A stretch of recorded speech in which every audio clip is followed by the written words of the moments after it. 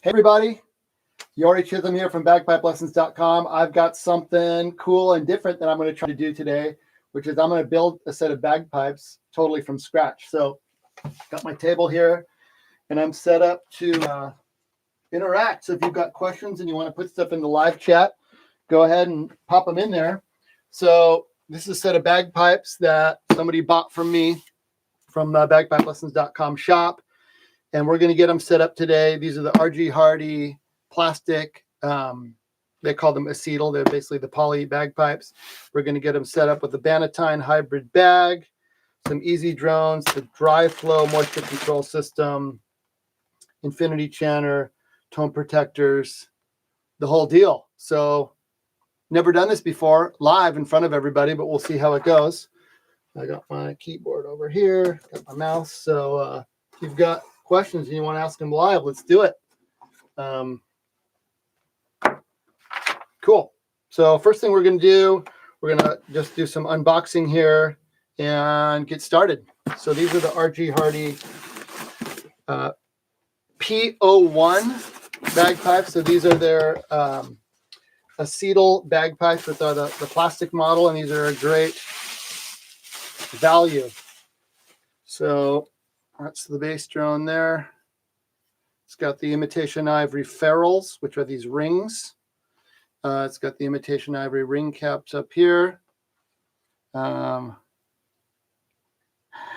Give me a bagpipe, somebody wants to is saying. Okay.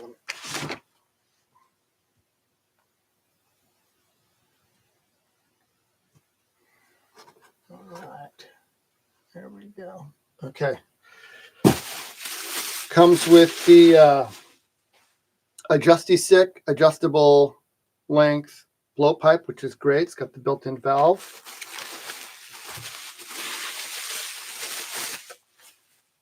There's the bottom section of the bass drum. So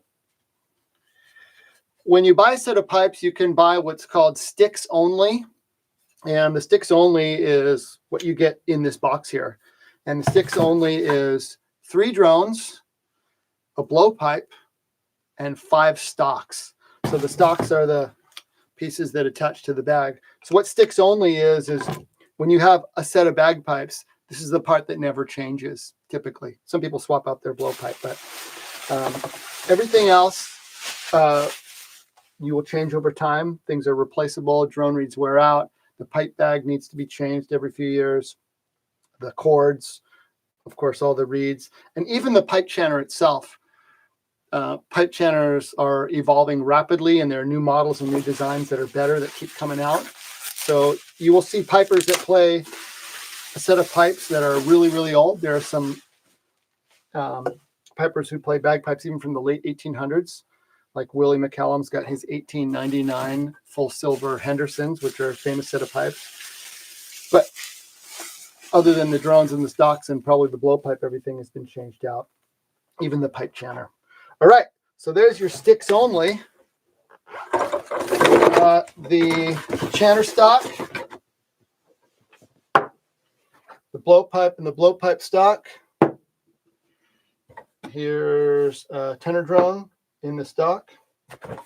There's another tenor drone. Try to not knock these over. And here is your bass drone. Yeah, so that's what you're getting when you get the stocks on, the sticks only. And RG Hardy has a cool little feature where they put RG Hardy and Company, and then the year it says 2024.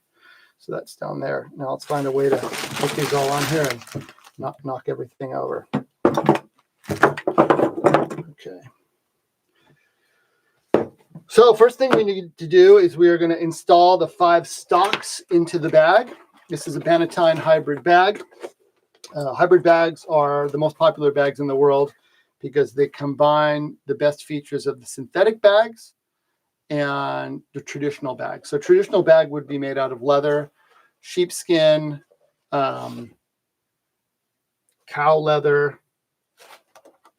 I guess in Australia they even had kangaroo skin bags. So any kind of leather, and traditionally that was the best option.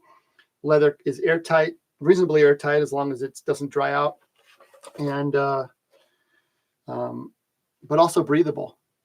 So then synthetic bags came around. I think in Australia they had the Ross bag, which was a rubber bag, which was very airtight but not breathable. And then we moved on to breathable synthetics like a Gore-Tex type material. And the original Canmore bag was a green, and I think it was actually name brand Gore-Tex. Then somebody came up with this brilliant idea of having the synthetic bag on the inside, but the leather on the outside. So it's actually 2 layers, and we call this a hybrid bag.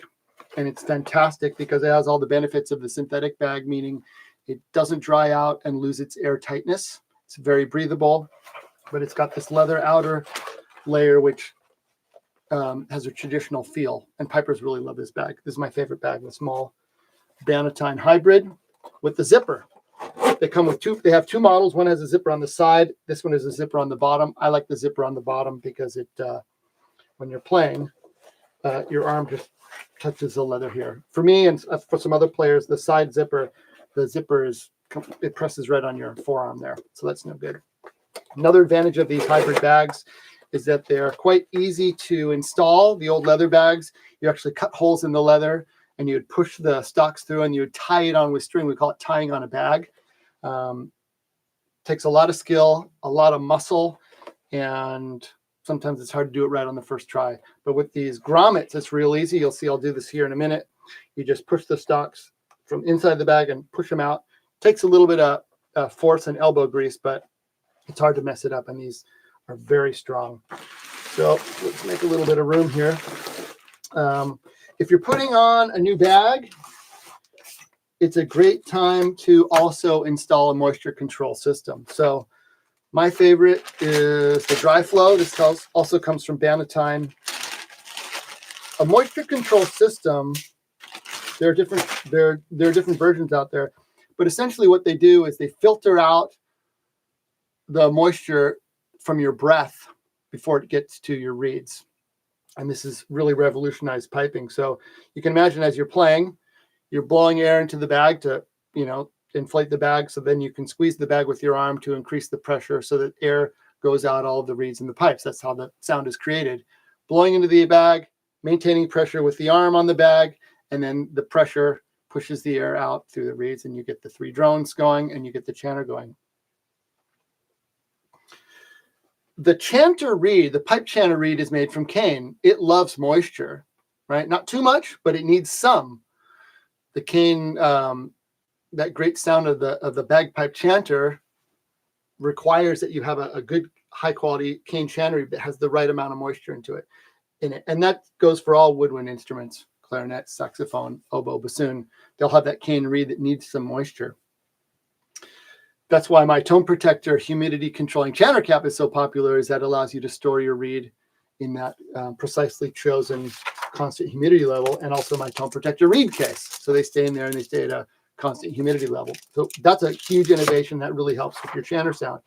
But the drones, they have synthetic drone reeds in them. So lots of different drone reed options out there. My favorite is the combo set from Easy Drone, and they have plastic tongues and some sort of synthetic or synthetic hybrid body, and they don't want moisture.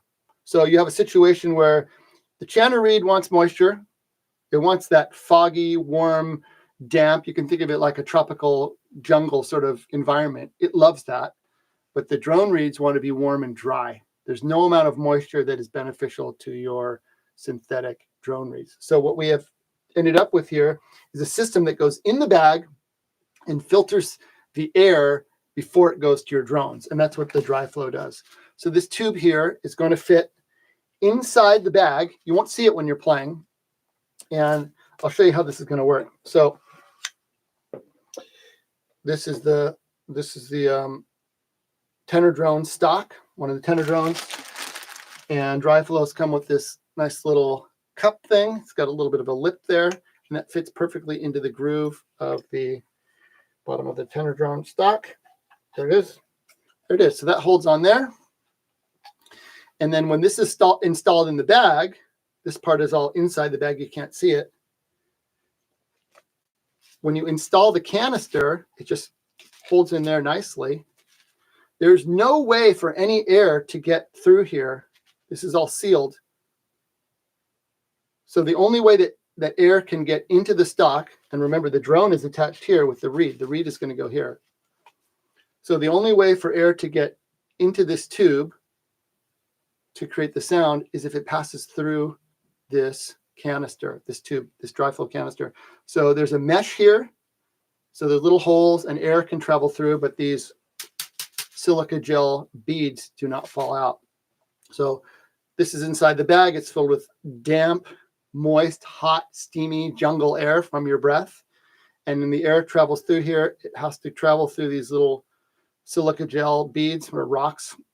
And by the time it gets to the other end, it's had the moisture removed from it. So if you ever see those little packets that come with electronics or with a new pair of shoes, looks like a sugar packet or something. It says "Do not eat." That's silica gel, and silica gel does a fantastic job at removing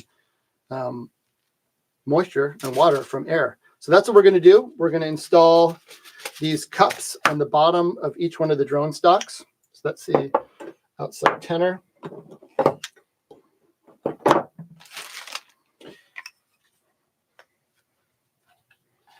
There's the middle tenor. And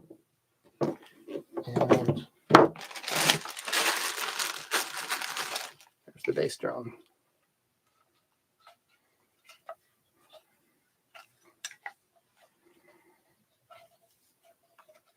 There we go. Now these cups hold on there pretty well. I like to do one little extra step, which is I like to put one wrap of electrical tape here onto these cups so that they don't fall out. Depending on the make of your pipes, some pipes have a wider stock at the bottom, which means those cups are a little bit tighter. Other sets of pipes are a little bit narrower, which means that it's might not be quite as tight. So I like to do some electrical tape. This is this nice and thick or nice and wide 2-inch electrical tape. Get that on Amazon. And I just do one wrap around here. Up. Yep, until it overlaps, and then slice it off. So I'll do that to all 3 stocks.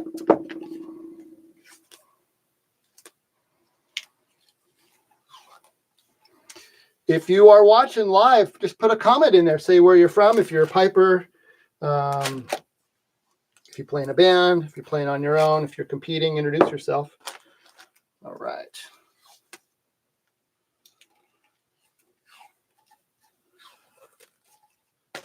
So perfect time to put in your Dri-Flo system is when you're putting in a new bag. All right. So the Dri-Flo system also comes with some extra rocks. These are silica gel beads, and it's indicating silica gel. And what that means is that there's a chemical that's added to the silica gel that changes color when it comes in contact with moisture. So orange means that it's dry, and you can see that these canisters they're transparent and they're orange in there. And when it gets used up, it turns green. So it's kind of a cool feature. You can actually peek at them, and you can see when you play these over hours and days, you'll see that the color will start to change, and that's a really cool feature. So we'll just put these over here. Okay. So the way that we install the drone stocks is real easy. We can take I'll start with the bass drone, and the bass drone is closest to your body. So bag's on your left side, under your left arm, and the stock that is closest to your body is going to be the bass drone. You can kind of muscle it in there dry, but I like to use a little bit of water here just to make it a little bit slipperier. These rubber grommets, it's like a collar that squeezes on the drone and keeps it in place. And they are really tough and really strong. I have never seen one of these break or tear. The early Canmore Gore-Tex bags, we're talking back in the late 80s and early 90s, there were some issues there, but they have, Bannatyne has definitely solved that issue. So just a little bit of water in there. I don't like to use soap or any kind of grease or lubricant anywhere on my pipes, although that would make it real easy. Okay, so now I just have the narrowest part, the top part of the stock just centered in the hole, and then I just push down on it. Yep, you can see it pops, and that sort of popping sound is as the grommet slides over these beads and the combing and the beading here on the stock. All right, that's pretty good. I'm going to pull a little bit harder. This is the process. It's really tight. And what I'm feeling for inside is when I push it all the way in, I want this top part of the rubber cup here to be pushed all the way in so that the surface of the bag is right here and there's no gap. So that's what I'm feeling for on the inside. It just takes some elbow grease here and a little bit of force, but these bags are extremely strong. I've never had one fail in this process. All right, so now I can feel it's all the way in, tight and snug, and flush on the inside. Okay, one more little tab, just really tight. Great. Okay, next I'm going to do the middle tenor. Start with some water.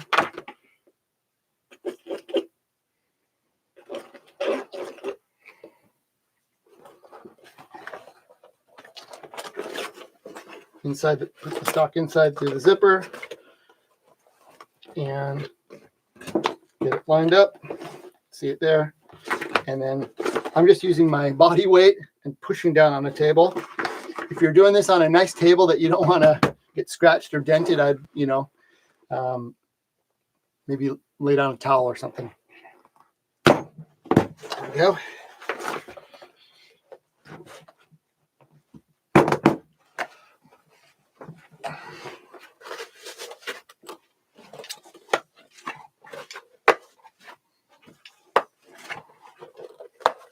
So what I'm doing is I'm pulling and rotating it. I'm sort of pulling it down on both sides. At a certain point, it doesn't go anymore. Yep, now it must be there. I can feel on the inside. Yep, one more little tug. That's good. Hey, Dan from Texas. Thanks for tuning in. So we are building a set of pipes from scratch. I've done the bass drone and the middle tenor, and now I'm just adding a little water to the inside of the grommet here. Do the outside tenor. Do the zipper. So I've got some other videos on my YouTube channel on this process. I did a 2-part series where I built a set of pipes, videotaped it, and sort of edited it. This is different because I'm doing it live. I also have video all about pipe bags and pipe bag size. I think most people, if they're playing the wrong size pipe bag, it's because they're playing a pipe bag that's too large. So it totally makes sense that you would think that whatever the size is on the label of your shirt or your other clothing, that might be the size of the bag that you play, but it doesn't quite work that way. Nobody should be playing a large bag. There are people out there who like it, but I would say it's because they're used to it. There's no advantage to a larger bag, but there are lots of advantages to a smaller bag.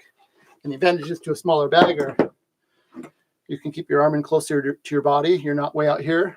Also, you can get the bag up higher into your armpit, which gives you more leverage. Doesn't slip down. A smaller bag will allow your forearm to be freer. A larger bag will be compressing your forearm and makes it harder to play those top hand embellishments like E-doublings and that sort of thing. So lots of advantages to a smaller bag. I love the small bag. Another popular size is the extended small from Bannatyne. There's also a Willie McCallum size. Willie is a great piper, and he had a custom designed bag that he made with Bannatyne. And it's like a medium in the back, but it's narrower in the front. So this part here has been cut away. So it's like almost like a small in the front and a medium in the back. And a very popular size bag. And Willie designed it so that the forearm is cut away so your forearm is nice and free. Okay, 2 more stocks to go. We've got the Blowpipe and the Chanter stock. Now, before we do the Blowpipe stock, I'm going to add the tube trap. So the Dri-Flows do a fantastic job at removing almost all of the moisture from the air that goes to the drones. And we want that because we want our drone rigs to be warm and dry. The Bannatyne pipe bags also come with this bottle and tube trap. So how this works is that this is going to attach to the bottom of your blowpipe stock. So imagine I have my pipes here and I'm blowing in. Without this tube, my blowpipe is going to be pointed directly at my pipe channel reed. And not only is it going to be getting that warm, damp air blown directly on it, but also spit and spray. It's going to get too wet.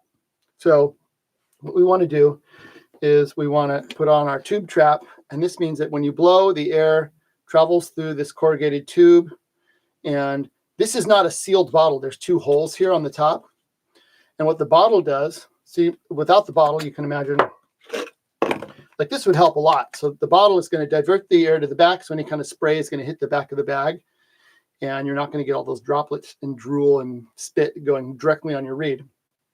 But still, there's a lot of liquid that's going to spray out.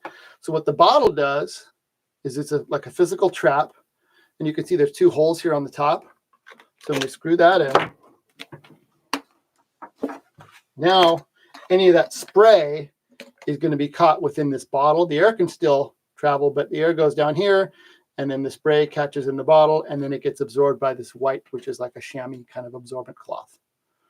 If you play one of these, you probably notice that this tube can get kind of funky and gross. Well, what do you expect? You're blowing spit into it all day long. So probably a good idea to wash this once in a while. You can take this apart. You can take out the cloth and throw that in the clothes washer, or you could actually throw it out and get a new one. But before we put in our blowpipe stock, I want to attach this here. So this is just going to have, it's going to be like a hemp joint, but instead of hemp, I'm going to use wax nylon lacing tape. So this is like dental floss. It's pre-waxed. It's made from nylon, so it does not absorb water, which is good, because if you use hemp, we call it hemp string, but it's actually linen thread. This is a natural material. It's also quite absorbent. Even with wax, it's the wax breaks down and it absorbs moisture, and then it dries and it shrinks. So it gets tight and loose depending on how much moisture is in there, and it rots, and it's just really gross. Nylon doesn't do this at all. So I'm just going to do some wrapping here. And what I want to do is get a nice tight fit for this tube to go into the bottom of my blowpipe stock. So I don't worry about lining up the wraps at all. I just do some wrapping, and then as it pushes into the stock, it compresses it down a little bit. Oops, I need a little bit more. I will put a link in the description here of where to get the wax nylon lacing tape. It might already be down in the description, but I'll have to just check that. Good, I can start to feel it getting tighter. That's good. All right. Oh, but then as it compresses down, it gets a little bit loose. So this is like dental floss, but it's thicker. So sometimes it's it needs to be a little bit tighter, but not so much that it needs a full wrap of this. So that's when I'll use actually my actual dental floss here. Do just wrap there. Okay, that is good. I want it to be nice and snug so it doesn't fall out when I'm playing. There we go.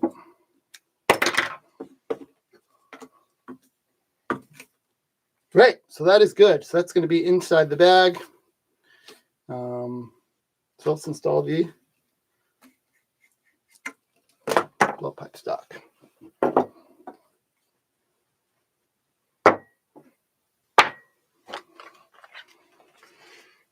Okay. Again, a little bit of water here.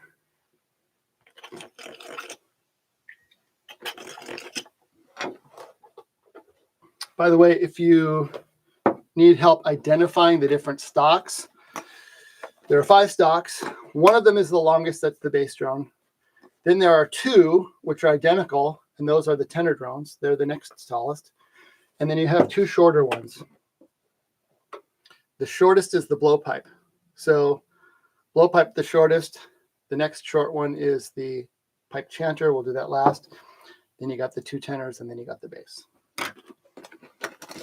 So this is the last one that we're going to do with this grommet situation where we put the press on it.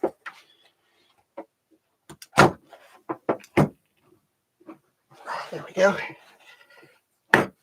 Great. Okay, that one snaps in nicely. There we go. Now, well, we won't put everything in the bag yet. Okay. Now, we will put the tube in and the Dri-Flo's in just a minute here. But now that we need to attach the pipe chanter stock. This one, just like sort of like an open sleeve here of material, does not have a grommet. So it attaches in a slightly different way. And when you get your Bannatyne bag, you'll get this little baggie, and it has 3 things in it that are important. It has a little tube, looks like a mini toothpaste tube, and this is lubricant for your zipper. We'll do that in a second. And then it has an O-ring, and it has a clamp. So this is how I do it. The O-ring goes into the groove of the chanter stock. So there it is. You see that? Now the way it's going to go is we're going to insert this into the bag, and then we are going to put the clamp over the bag, and the clamp is we're going to tighten it down, and the clamp is going to compress the bag material around the stock really, really tight. Hey everybody, if you're just tuning in, Jori Chisholm here. I'm building a set of pipes from scratch live. So put a note in the chat there and say where you're from, and if you got any questions about this whole process. I'm sure that people do this differently than me. I've done this a lot of times and just sharing what works for me. So you would think that the way that this O-ring is designed to work is that you put this in the bag and then the clamp goes directly over the O-ring and clamps over it. And I know some people who do that, but that has not worked for me, because you can see this O-ring doesn't really want to be flat, and it's hard to get a great seal there. So I'll tell you what I do. I actually use the O-ring as a guide, and the O-ring helps me find the position where I want to have my clamp. But I actually have the clamp just below the O-ring, like this. And I'm actually going to use some electrical tape here to give a bit of cushioning on the outside of the stock. So here's how I do it.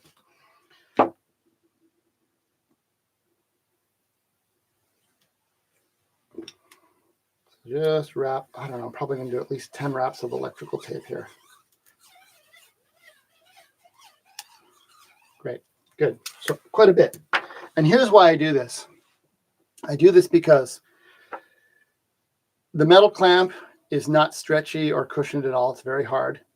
The hard plastic material of the stock is also not very cushiony. So what this does is this acts like a gasket. It gives a little bit of squish and kind of springiness to it. So when I tighten the clamp down, it's going to push on the pipe bag material, which is going to push on this tape layer that I've built up. In fact, I'm going to add a little bit more. I just want to have a nice, solid, wide foundation for this clamp to sit. Great. Okay. That's going to work fine. So then what's going to happen is this clamp is going to squish into the bag, which is going to squish into this tape and get a nice wide seal, like a gasket. Okay, so we slip the stock in. There we go. Now you have a little bit of room for how deep you want this to go. So I'm probably going to go 1.5 inches in. If you're a shorter person, you could push the stock in further, or if you're taller and you want it to be a bit longer, you can pull it out. Now again, there are these little tricks that I figured out over the years, and one of the things that I like to do is put a little bit of electrical tape on the outside of the bag also for some additional cushioning, and also just to protect that leather material from that hard metal clamp. So just a little bit of electrical tape on the outside here.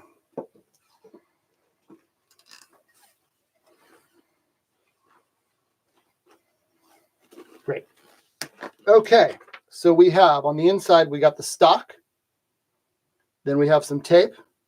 Then we have the pipe bag. And then we have more tape. And now we're going to put the clamp. I'm going to loosen this clamp a little bit more.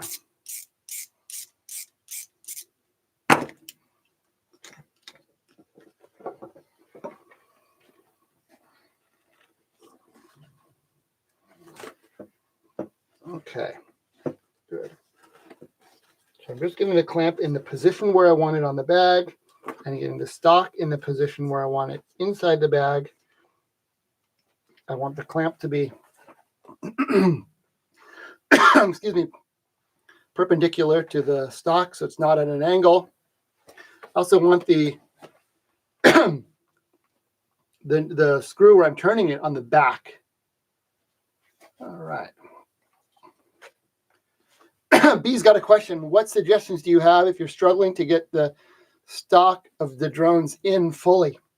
Well, you saw what I did there. I put a little bit of water on the inside. And that helps a lot. The other thing is to, you just really got to use your body weight. And this is a place where I've heard from some pipers who, like you, maybe can't do it physically. This is somewhere where a non-piper friend, family member, someone who's got a little bit more strength in their hands, maybe a little bit more body weight can help with that. So essentially what I'm doing is I've got the hole with the grommet and I've got the stock here, and I just need to find a way to push that bag down. It would be extremely hard to do it just by hand. I'm using the tabletop with the stock on the table, and I'm using my hands and pushing down with my body weight, essentially. Okay. So I've got the clamp lined up, perpendicular to the stock. I can feel the O-ring is just here below, so I know I'm in the right position. Everything's lined up. The screw part's in the back, going along the seam. Now, you can use a screwdriver. I have a, this is a nifty little thing. It's got a crescent or a adjustable crescent wrench on one side, but it's got a, this is just a socket wrench thing on the back. And tighten it down. I can feel it compressing down, getting tighter.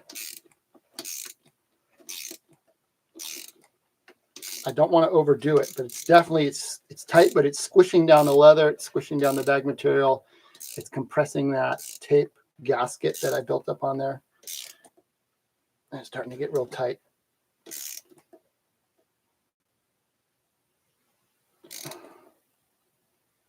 That is great. Okay. Nice and snug. Okay. So one of the things that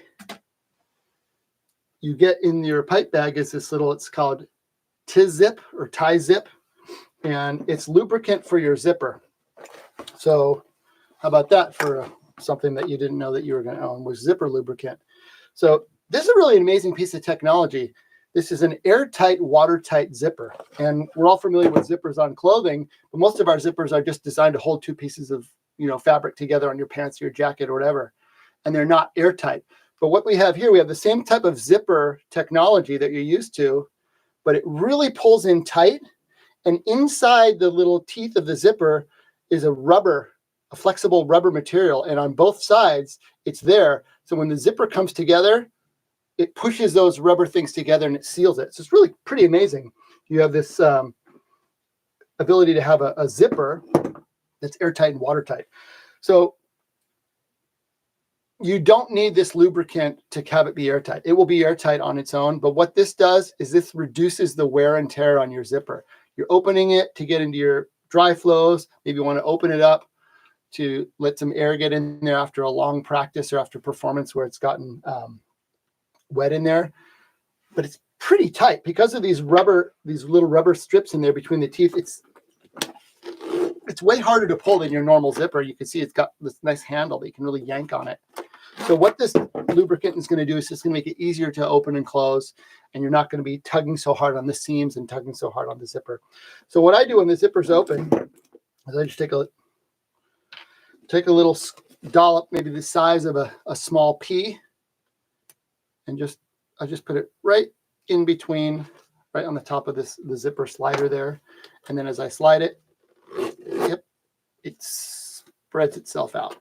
Do that a couple times. Right away I can feel that it's a lot easier to open and close. And that's it. This should last you the lifetime of your zipper, of your pipe bag, that is. And I probably do this, I don't know, every 6 months maybe. I don't really do it on a schedule. I just do it if I notice that my bag is getting a little bit hard to pull. I will add a little dollop there. Great. Okay, so now we're ready to put everything inside the bag. So we've got our cups that have been attached to the bottom of our drone stocks, and we will install these in there. One. And these are all identical. There isn't a special one for the base drone or everything. There's two. There are some other moisture control systems on the market that use a desiccant. The most famous one, the first one, is the Ross canister from Jeff Ross in Australia. Fantastic. Used by a lot of pipers. I played that for years. I like the Dri-Flo. It's lighter, it's smaller. I also find that the I got to do the tube also. That orange silica gel desiccant really works well. Works really, really well and is extremely effective at removing moisture from your air. Okay, so this one goes in the bottom of the Blowpipe stock. And you might think, oh my gosh, there's so much stuff in there. No problem. There's plenty of room, even in a small bag. And when you're playing, you don't even know it's in there. It's just hanging out inside your bag. It adds a little bit of weight, but when the pipers you'll get used to this, no problem. All right. So next thing we want to do is blow up this pipe bag, make sure it's airtight. So I've got rubber stoppers. We'll put them in the 3 drones. And the chanter stock for now, and then we'll fill up the blowpipe. Here's another pro tip for you. Never use wax temp on your blowpipe. I've not used wax temp on my blowpipe in years. Now this came with nicely hemped, but I'm going to just put this aside and I might save this hemp because it's brand new. This is the wettest part of your bagpipes. Hey, Brian from Virginia, thanks for tuning in. This is the wettest part of your bagpipes right here. You're blowing in here, and even though most of the moisture is going down, you're going to get some moisture that gets into this joint here.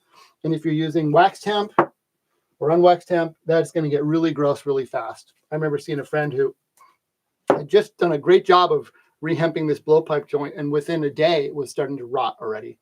So I use, again, you can use the dental floss or waxed nylon lacing tape. I'm going to use the lacing tape because it's thicker and I've got plenty of it. Whoa.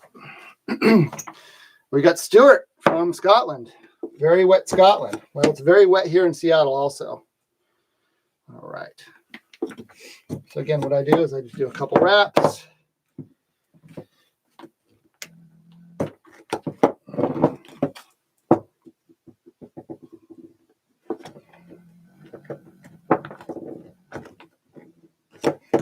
Okay, that is good. Trim that off. Put that aside. So this is a Justy stick from RG Hardy. It's a great blowpipe. It's got a nice big bore, which means it's very comfortable to blow through. It's not restrictive. Some of the older sets of pipes, they had quite a tiny bore. And I can see why they would do that, because the wider the bore gets on the wooden blowpipes, the thinner the wood gets. And this is this part of the bagpipes is the part that, since it gets so much moisture, it's most likely to crack. So not an issue of cracking with a plastic blowpipe. So a really nice wide bore. And then this part here unscrews like a knurled, sort of a locking, it's like a locking nut. And then when you loosen that up, this whole thing can slide out. Here we go. So this part here slides in and out. You can lengthen it. And then what you do is you just screw it back in to tighten it. It locks it in place. Or you can shorten it. I'm going to shorten this down. I'm going to play it. And I like a nice short blowpipe. So there you go. Also has a very cool feature that the valve is inside here, which is fantastic because it's a very nice large valve that is protected. And the way that it works is this hemped part actually unscrews. The typical blowpipe is just one mouthpiece part, one blowpipe part, and then the valve is on the outside. But in here, this hemped part unscrews and it reveals the valve inside. And you can see it's a rubber valve, our normal flapper valve, but it just sits in there. So this is a great feature. I just got to get it lined up properly so that it works. There we go. That lays nice and flat. And I heard from my first teacher, Colin McKenzie, that sometimes he would play without a valve, and that some of the old timers used to do that. I can't even imagine trying to play my bagpipes without a valve. So when you're blowing into the pipes, the valve, it flaps open and the air can go in. And then when you take a breath, the air pressure from inside the bag snaps it shut like a self-closing door, right? But really fast. Without that valve, as soon as you take a breath, the air comes shooting out the blowpipe and your bagpipes would just stop functioning immediately. But what he would do, and what I guess the old players would do, is they would block the tongue. They would block the blowpipe with their tongue. Works, but I suppose we could all figure it out if we had to. There's plenty of other harder things that we figured out, but my gosh. The valve is fantastic. Okay, so nice and snug here on the blowpipe. We got our 3 stocks. Our zipper is closed, nice and tight. Let's see if it's airtight.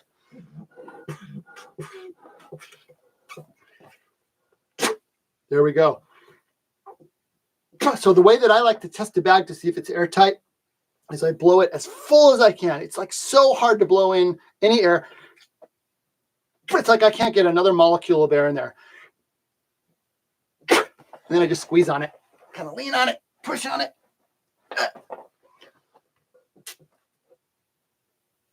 Let's try that again.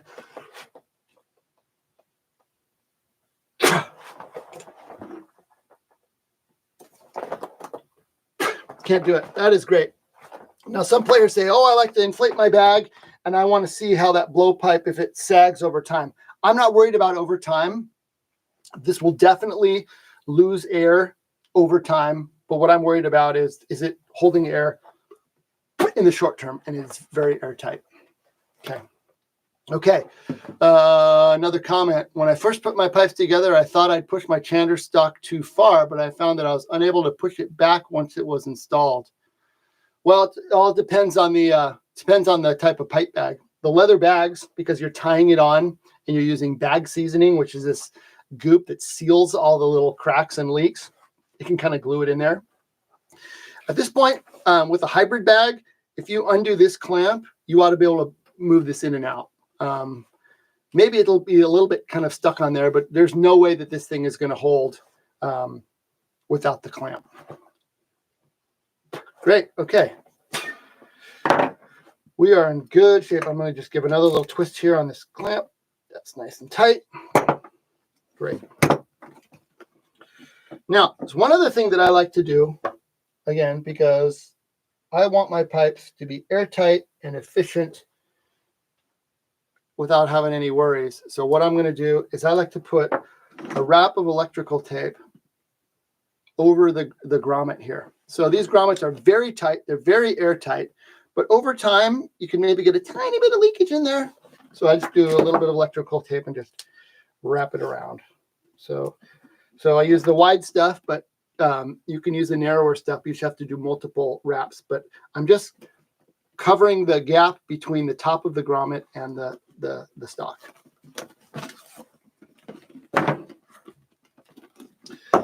So one of the things that you will learn is that there are a lot of uses for electrical tape and dental floss in the bagpipe world. In fact, it's kind of become a little bit of a running joke in my household, which is, between electrical tape, dental floss, and super glue, you can fix pretty much anything, right? Okay. Any of you pipers ever lose a button on your piping jacket? You know, you got your black jacket or your vest with the little silver buttons. Well, anytime, I'm going to get rid of this water here before I spill it. Anytime I lose a button, I sew it back with dental floss. And yeah, it's maybe a little bit overkill, but I want to know if I'm going to sew that button on, that it's never going to come off again. And that is definitely something that dental floss will help with, rather than the little, kind of weak black string that they use back in the shop where they build these jackets. Okay. So that's the 3 drones done. Let's do the blowpipe stock. We got another comment here. Okay, yeah, so the Ganaway bag, full hide with the zipper. Right. Okay. Here's a little trivia question for you, or maybe it's not trivia, but a bit of historical whatever. I used to play a Ganaway bag. Now, these are cowhide bags made in New Zealand back when they first came out. And before they offered one with a zipper, I put a zipper on mine. I actually built one at home. I cut a slit in the bag, got a zipper from an old Ross bag that had a zipper and glued it in there. And may have been the world's first zipper hide bag. Okay. And it worked great. I don't know why people play hide bags with zippers, though, because I haven't been able to prove that there's any advantage to the hide material compared to the synthetic hybrid material. And people have all sorts of theories about the effect of various bag materials on the tone. Actually heard from one famous piper who actually believed, and maybe still believes, that their sheepskin molecules inside the bag that bounce around and hit the chanter reed and change the tone of the chanter reed. So I just don't see the mechanism for how that could work. Now, certainly the amount of moisture that's in your pipe chanter reed is going to affect the chanter sound. But a bigger factor would be the setup, the instrument, and how the reeds, the instrument and the reed and how they're set up, and the blowing steadiness of the piper. Obviously, those are going to be the bigger factors. The moisture content in the chanter reed is also very important. But I haven't seen any evidence that a specific material of bag is going to have a significant advantage or detriment on the sound. So I think that the advantages of the hybrid bags are just so significant. Okay. And what's my evidence for that claim? Well, this is my evidence for the claim, which is, if you look at the very best bagpipers today, and you know who they are, the bagpipe sound that they get today is better than the bagpipe sound that anyone has ever achieved ever in the history of the world. So all these great players, Donald McPherson, Donald McLeod, John Burgess, and even going back to the more recent past of the 1980s and the 1990s, the amazing sound that these pipers achieved is inferior to the sound that the top players get today. So what are the top players doing today? They almost all play hybrid bags with synthetic reeds like easy drones. So, and moisture control systems. So that's sort of my argument there. It's not that it was better in the old days. It's that it's actually better today, and it's because of technology. Great. Mark is saying, I've got my first Bannatyne bag. Fantastic. You're going to love it. And Mike is saying hi from Illinois. Hey, everybody. So if you're just tuning in, Jori Chisholm here, bagpipelessons.com. I am building a set of bagpipes right now.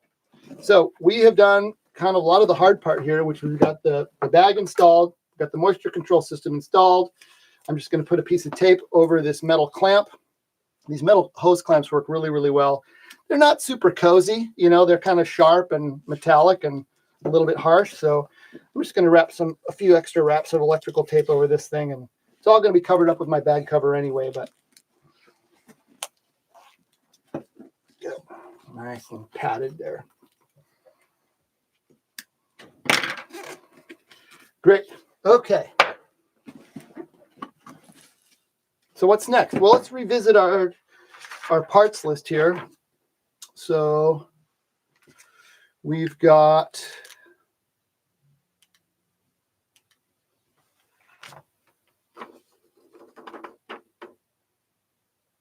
Okay, great. Let's get the drone reed set up. So the most popular, best-selling, trusted drone reeds in the world, Easy Drones. It is not always the case that the product that is preferred by the world's best is also the best-selling product. It's not always the case. You can imagine that, you know, the most popular car for the masses is not the most popular car for race car drivers. But in the case of Bagpipe drone reeds, it is the case. Easy Drones are by far the most common and popular drone reed played worldwide by players of all levels. They're also preferred by they're preferred by top players in the world. So this is the Easy Drone regular set. This person who's getting these pipes, they actually got two sets. This is the standard Easy Drone set, two tenors and a bass.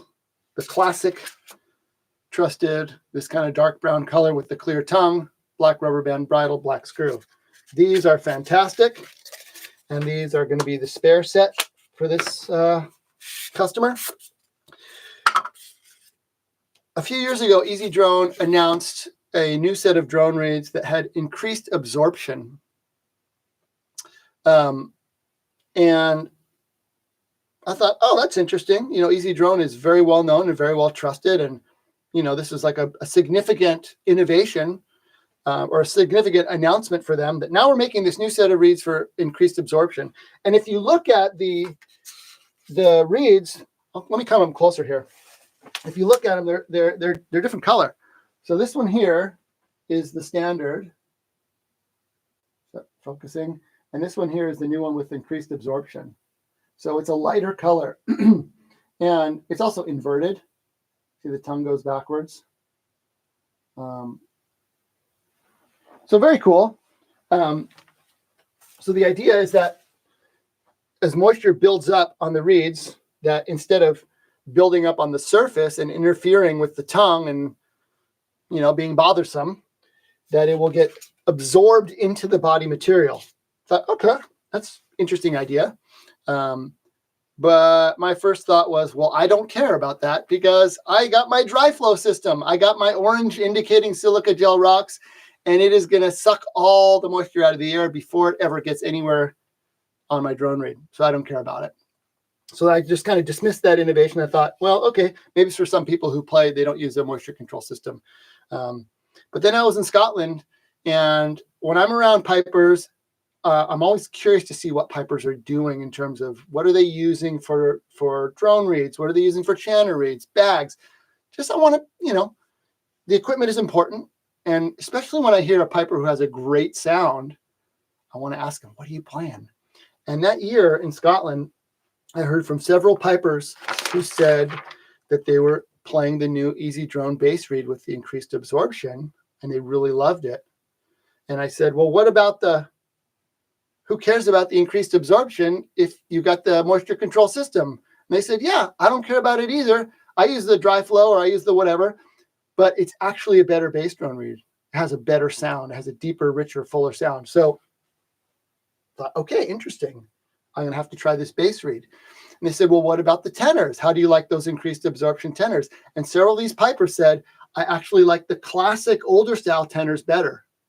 I thought, well, that's also interesting.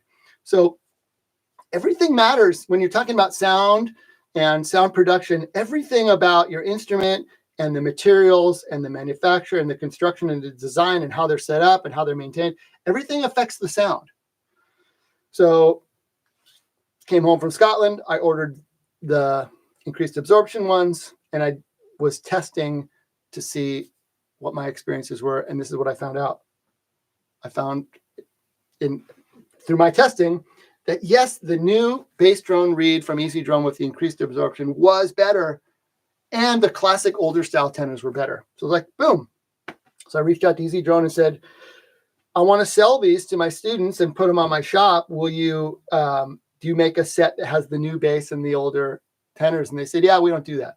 I said, well, would you do it for me? And it's kind of some back and forth. They said, fine, we'll do it for you, but you have to order like 40 sets or whatever. So that's what you got. It's called the Easy Drone combo set. You can get it on my shop. Can't get it anywhere else.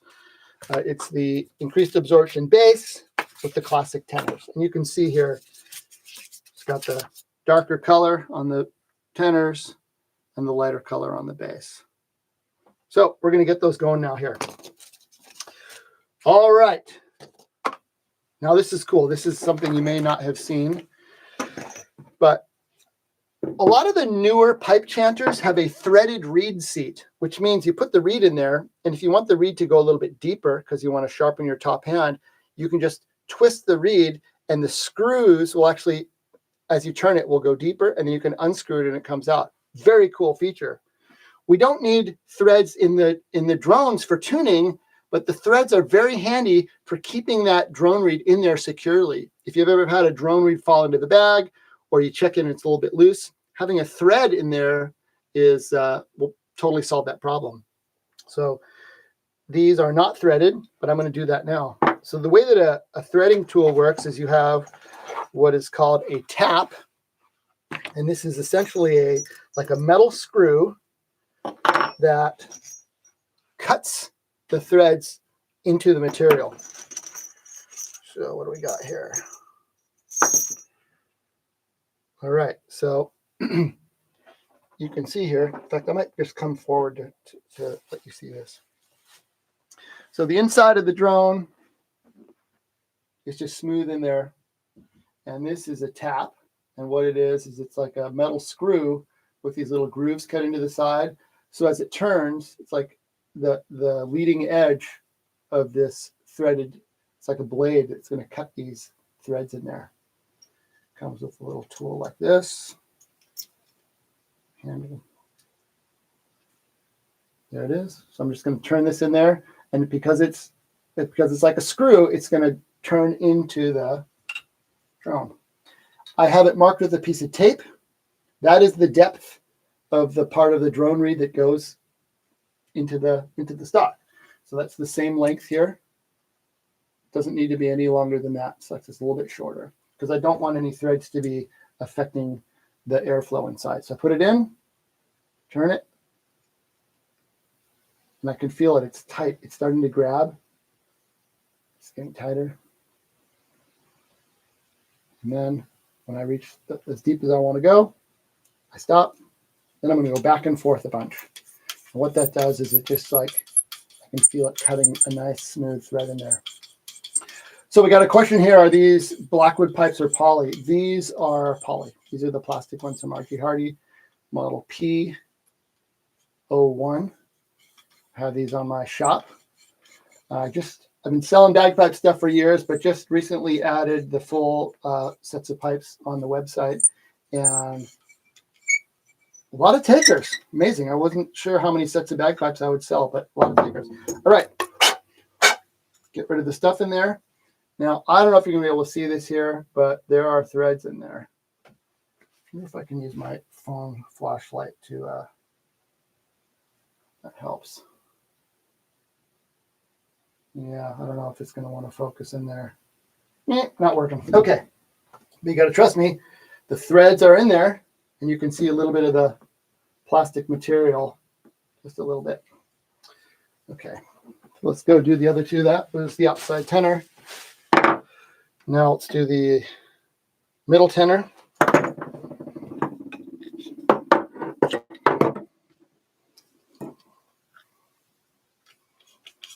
Do it over my wastebasket so the little pieces don't fall out on the floor.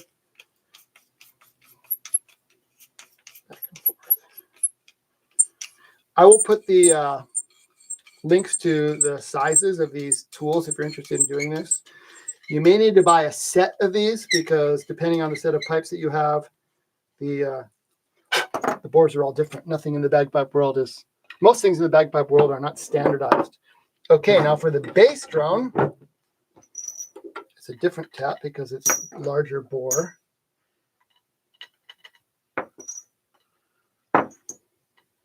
Yep, this is the one. So again, I've got it marked with a piece of tape. Get my tool in there.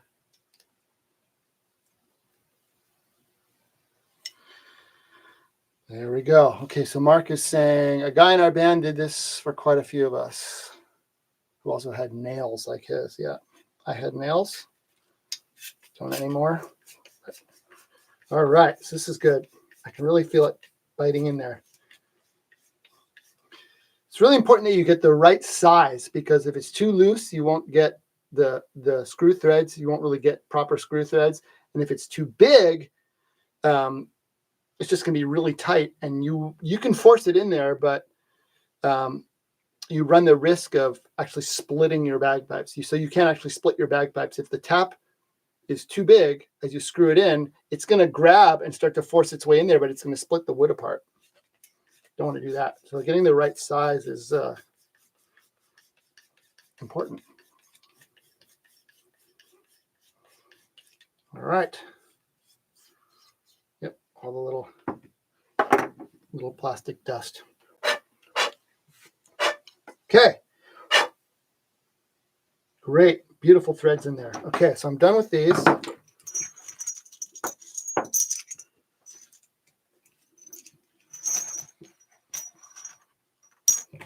I don't know, I've probably done this to at least 100 sets of pipes over the years. Okay, don't need that anymore. Cool. So now, what are we going to do here to get these drones in? So easy drones come with this nice little black, it's like shrink wrap, really, like a gasket. And I don't like the fact that it doesn't go in very far. I want this drone reed to be all the way in. So here's what I'm going to do. I'm actually going to remove that little gasket on there. Somewhere, I think I had a little knife out here, but I'll just use the tip of my scissors here. So let me show you. So I'll just come forward for this part of and show you what I'm doing. So if you look here, we got I'm not happy with that. That has no hemp on it or any floss, but it doesn't go in far enough. So I'm actually going to remove this gaskety thing. And use a box cutter here and just slice this thing off. And just peel it right off.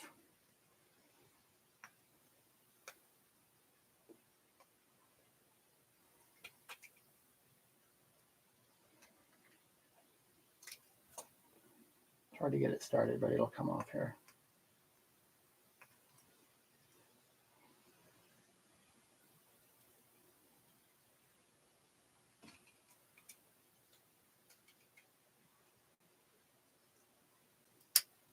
There we go.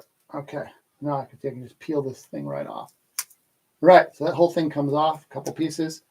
All right, so that just goes right in the garbage. And now you'll see it goes all the way in, plenty deep. So now I'm going to grab my dental floss. You can use your wax temp for this too. And I'll show you. I'm just going to wrap it on here. I like the dental floss because it's thinner. All right, so nice wrapping. Then let's test to see how it goes. Use a little bit more.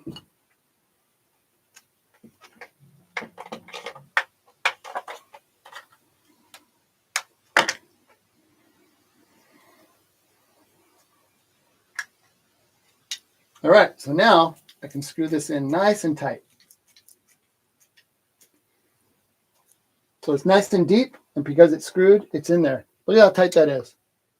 That is what we like. Boom. Okay. So now let's do the tenors.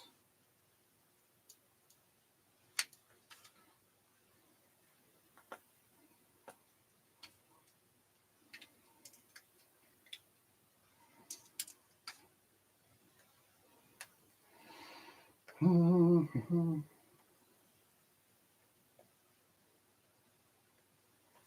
Oh, tricky to get started here.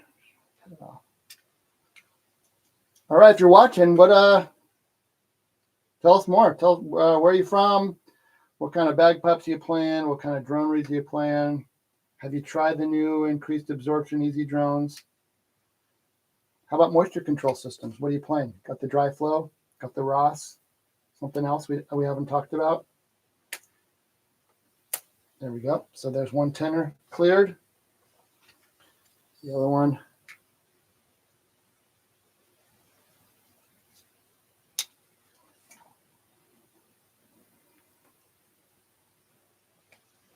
Anybody disagree with my claims that the hybrid bags have a better sound than sheepskin? I know it seems like it's a controversial topic in some circles. But what I would say is that a lot of people who prefer that sheepskin sound, now I'm not saying it's not a great sound, but I would say for most people, the advantages of having a hybrid bag in terms of the maintenance and also the ability to have a moisture control system, the advantages are just so huge that that's what I recommend for people. Okay, good. So now I got the two tenors are clear, got the little rubber bits taken off, and we're going to put those all back together here.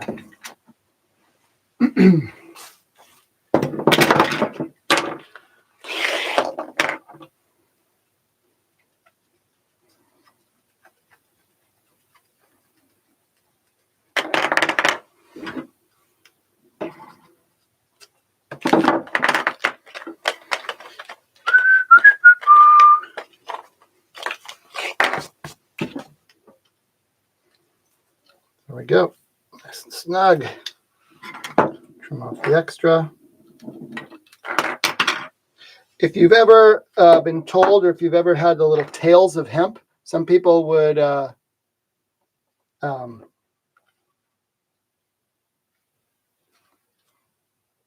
yep, don't need a tail. Yeah.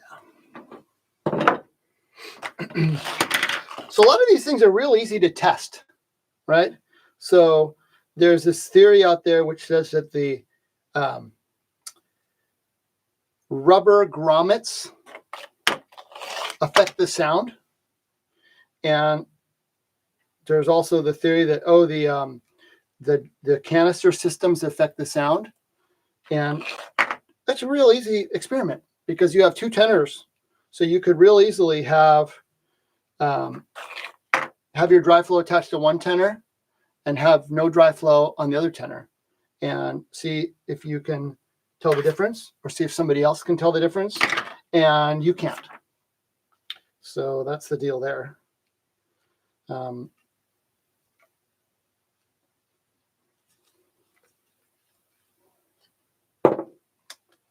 I played a sheepskin bag for many years. I played in the SFU pipe band. You know, we won the world. We were famous for that cane drone reed and sheepskin sound.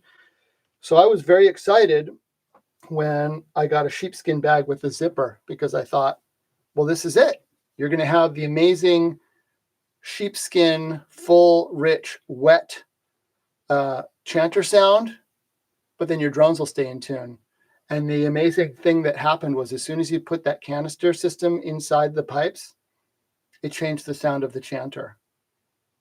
So this is actually a really important thing that people don't think about in this whole discussion about sound and bags, is that more important to the sound, more important to that sheepskin sound, or that natural bagpipe sound that people love, although I don't recommend it because your drones are going to get wet and go out of tune.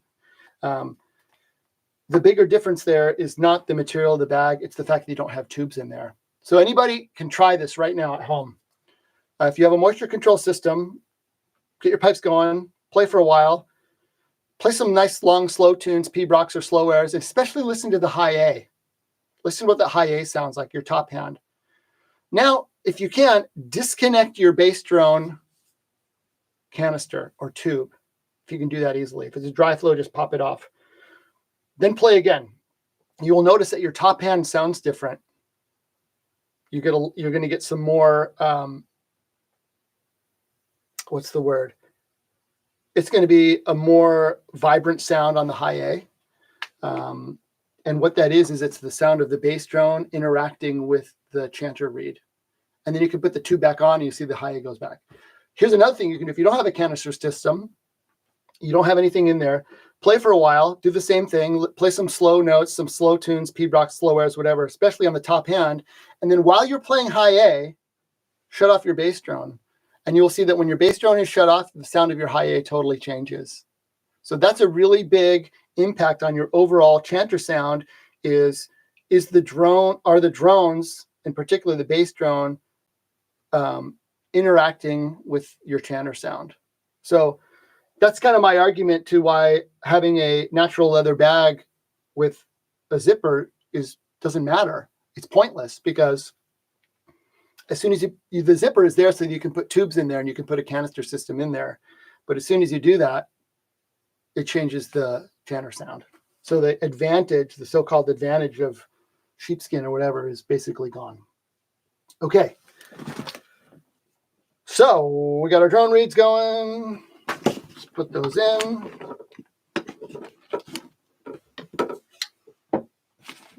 Middle tenor. Outside tenor. Okay, now we got to put the chords on. So let's clean up my table here a little bit. Okay. Easy drones can go away. This is the spare regular set. This is the empty box from the combo set with the increased absorption bass. Also, you can try another experiment you can do is you can try the identical bag with and without grommets. And you can see if there's an effect on the sound, and there's not, right? I really should just order a Bannatyne bag. Bannatyne used to make a bag that didn't have grommets briefly, and I found that there's no difference there. I know that Ganaway has a grommet bag and a non-grommet bag. I know the same thing with some other makers, and there's just no audible difference that you can tell between that. I mean, you could try it right now. If the grommet somehow made a difference, if you have a non-grommeted bag, wrap some leather around here, or wrap some rubber around it, or put a clamp on here, or wrap a sock around it, or any kind of like tight thing that would mimic the effect of having a grommet on there, and see if it changes the sound. I've tried those things and I can't tell any difference. An important thing to keep in mind is that how it feels to you as the player and how it is perceived to someone listening to you is different. So for years, I played a canared bass reed, and I really liked the vibration and sort of the depth that I got out of that bass drone sound, and played with easy drone tenors. And for various different reasons, and one of them being this new increased absorption easy drone reed, I switched over to that reed, and I switched over to easy drones. And the feeling to me as a player was that I was losing something in the sound, because I was used to that very almost harshness of the canared. And I got only positive comments from listeners and from judges when I switched over to this easy drone bass. And I thought, I was really prepared to hear comments from judges that first summer competing with the easy drone bass that, oh, this is too quiet, or, oh, the bass drone is weak, or whatever. Zero comments like that. In fact, all the comments were super positive that they loved the sound. So it was like, to me, it felt like a little bit of the vibration was reduced, but that was completely not the case. And I've done some tests with using a sound pressure meter, which is a device. Now they have them on your iPhone that measures the volume.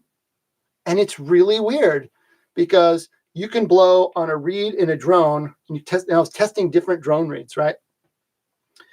And you can blow a reed in a drone, and it can sound quieter than another reed, but the app is actually showing you that it's louder. So there's all kinds of funny, like acoustical and psychological things that can happen. So you just have to be aware of that.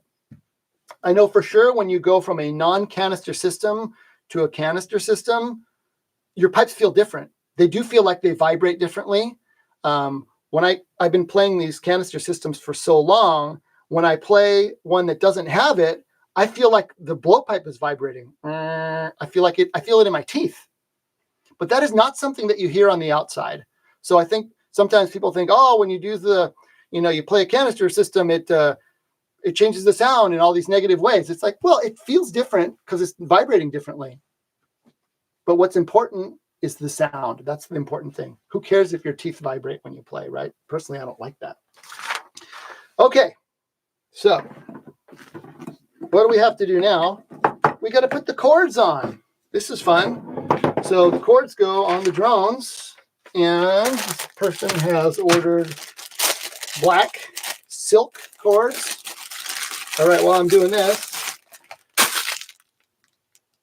question, do you find that wearing multiple layers between the bag and your arm interferes with the connection to the bag? What do you mean connection? That's a good question. So let me know what you think about that. My old teacher used to like to practice with no shirt on.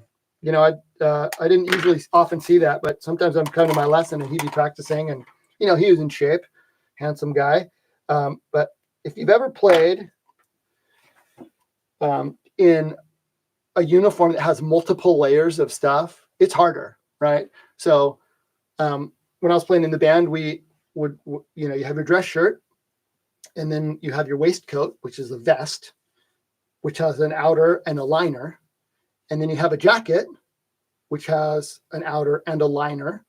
And then you have the pipe bag cover, and then you have your bagpipe bag itself. So in between your body and the pipe bag, there's like lots of clothing layers. Shirt, vest liner, vest outer, jacket liner, jacket outer. I mean, a lot of jackets have a internal pocket. So now you're adding more layers in there. And then you got the bag cover. So you have at least 6 layers of material. And I got to tell you, playing at the Worlds, we all hated playing with jackets because of it's just so much material there. And if you don't have it properly fitted, if it's too baggy, or a lot of these, you know, these piping uniforms, they're not designed for piping. They're designed to stand there in your and look good. So it's a different situation when you're trying to play. So definitely that's going to affect it. What I would recommend is that you have a bag cover that is snug on your pipe bag, so that doesn't slip around. You want to have all of your piping uniform be as fitted as possible. There's this great material called Dycem, D-Y-C-E-M, and it's a non-slip material. It kind of looks like a fruit leather type situation, and it will stick to cloth really, really well. So definitely I have Dycem on both sides of my pipe bag so that the pipe bag is the pipe bag cover is form fitted to the pipe bag so it doesn't move. And then I have Dycem on both sides of the pipe bag cover so that when it hits my sleeve or my body, it doesn't move. And I actually have Dycem on the inside of my jacket and on the inside of my vest. So all that is designed so that stuff doesn't move around. There are some famous stories about pipers who have cut out the material from their jacket.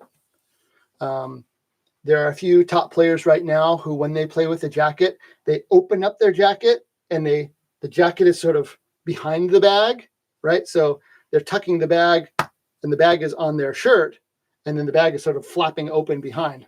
Looks kind of silly, but I get the point.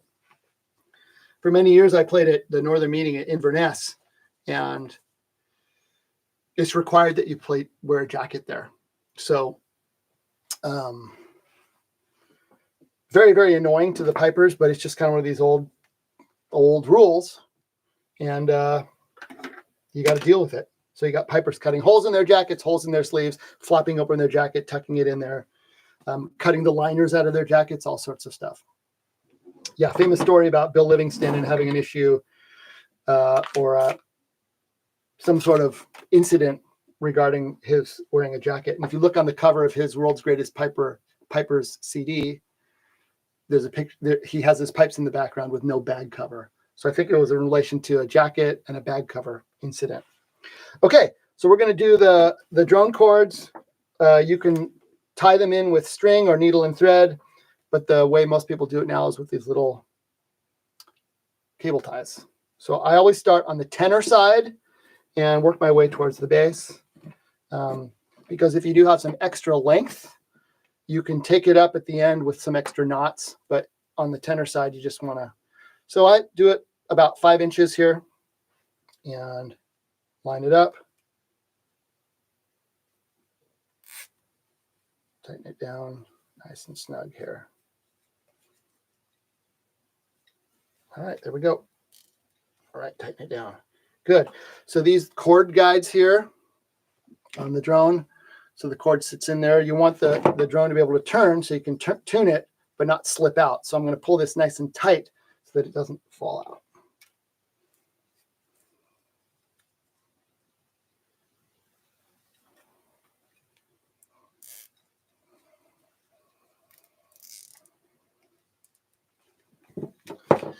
I got to send a quick message to somebody because I'm not going to be able to make my 12:30 appointment here.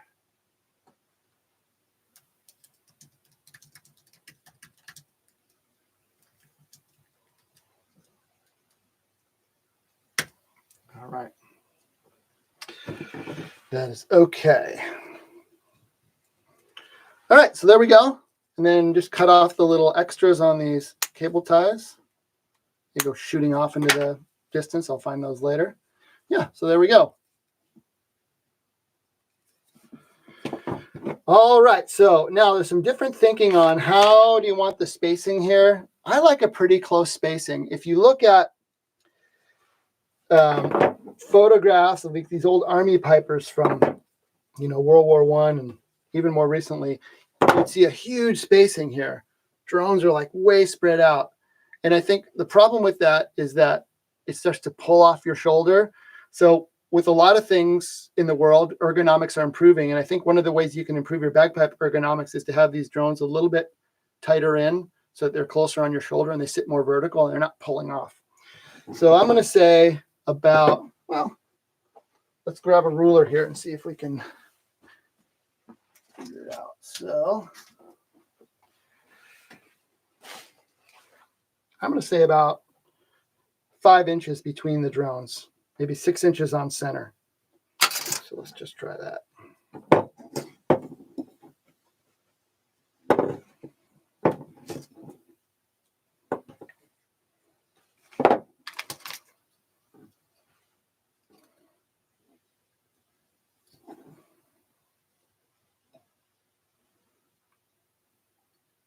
Actually, on center, it's a bit close for 6. Let's do 7 inches on center. That seems about right to me. Okay.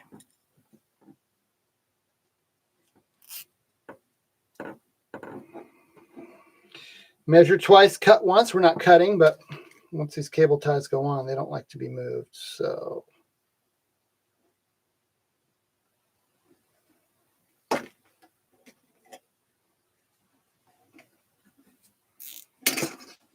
okay, what are we doing there?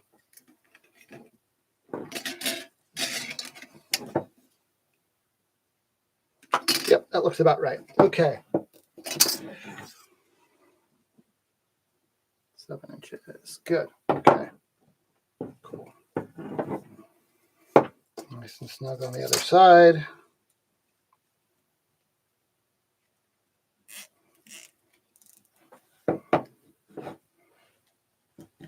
All right, trimming off the ends. All right, there we go. Looking good. Mark says, Dyson is awesome. All NFL receivers use Dyson covered gloves. That is interesting. I did not know that that was part of the, I know they have those amazing, like I call them hamburger helper gloves, these giant gloves with non-stick things.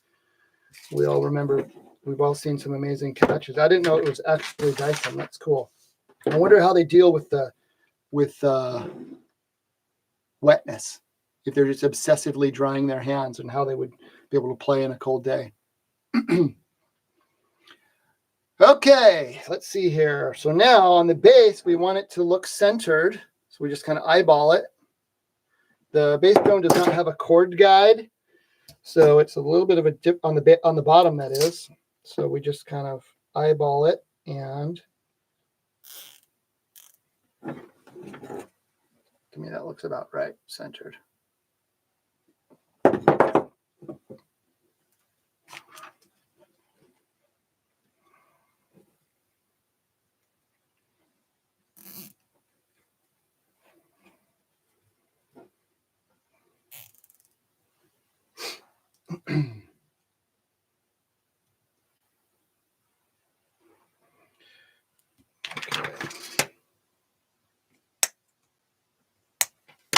All right, so that looks pretty good right there. Boom. Now for the top, we bring the bass drum chords up to the top here. And we use the chord guide. And then again, we just kind of eyeball it. We want it to be a little bit, we want to have a little bit of dangly. We don't want this to be super tight because we want to be able to take the top section apart and have enough slack there. So that's good. So I'm going to say, and I just want these to be equal length. Or sorry, equal. Yeah, so they're sagging, but they're equal. Okay, good. That looks good to me.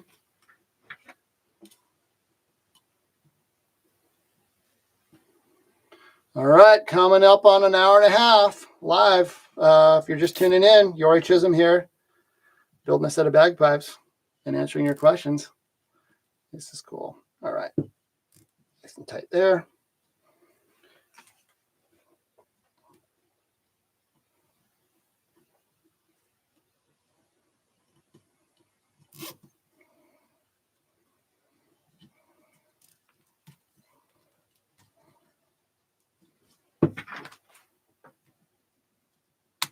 For you young folks, and you people that are my age and older, like you'll remember a time before the internet. It was like, now you just need these little tiny black cable ties, hop on Amazon, have them the next day. But didn't used to be like that. Like, where do I get the tiny black cable ties? You know, where am I going to find the electrical tape that's the thin, the ½ inch? I used to have a joke in my family. Anytime we were somewhere in some mom and pop little hardware store, I'd go searching for electrical tape, you know. The skinny stuff. Okay, so there we are. Nice spacing there. Nice little bit of bit here. But now we got this long thing here. So that what I'm going to do is I'm going to tie a knot here. In fact, I might tie a couple knots to take up some of this slack.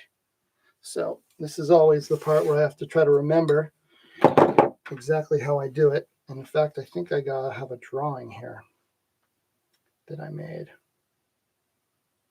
Yeah, there it is. So that's what I'm trying to do. So I'll post a link to that drawing. But essentially what you want to do is it's kind of a slip knot, just a simple overhand knot that looks nice and pretty, that takes up some of the slack. All right. So I go under here. Over the top and under. Yep, simple. There it is. And I still got plenty of slack, so I'm going to do another one.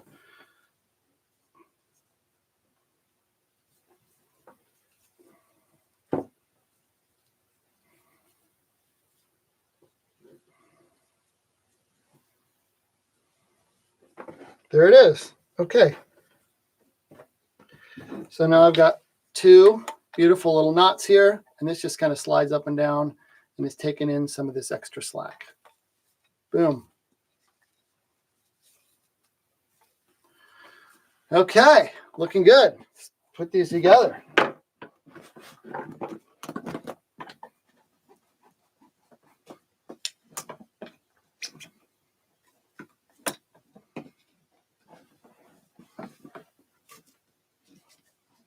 Should we see how they sound? Whoops, that got twisted up.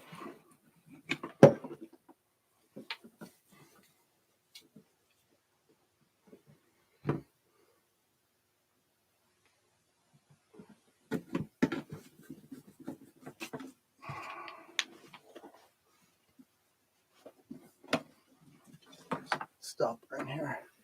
Any questions so far? All good?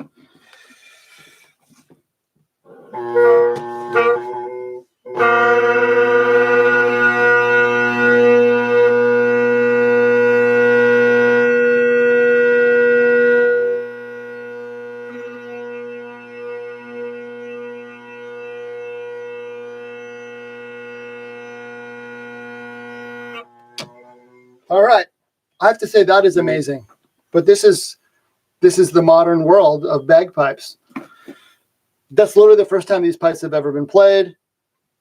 I didn't adjust the easy drones, and look, they're tuning exactly where they should be. About a 1/4 inch of hemp showing here and here and here, and 2 fingers width down there. That is amazing. Now, of course, that'll change a little bit when we get the pipe channer going, but boom, what a deal. Now, I forgot we need to install one more thing here, and that's my perfect angle blowpipe positioner. So this is great. So you'll see what this looks like without it. I'm going to blow up, and I'm going to let go of the blowpipe with my teeth and see what happens to the blowpipe. Try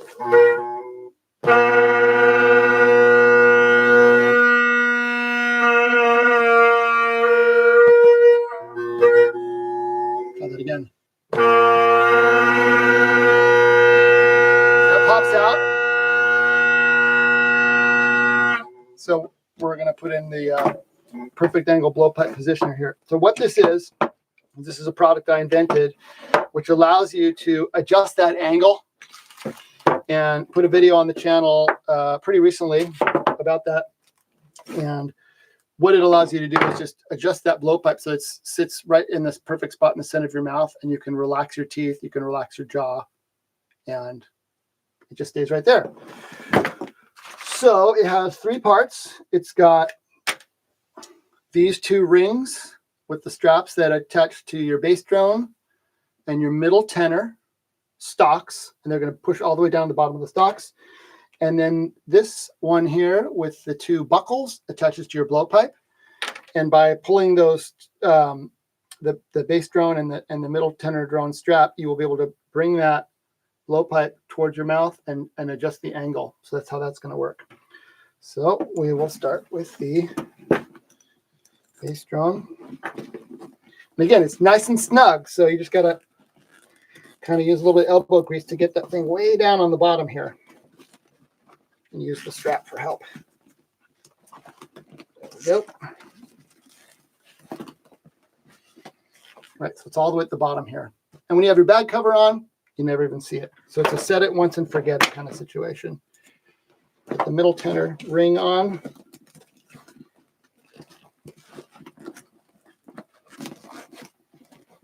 Boom.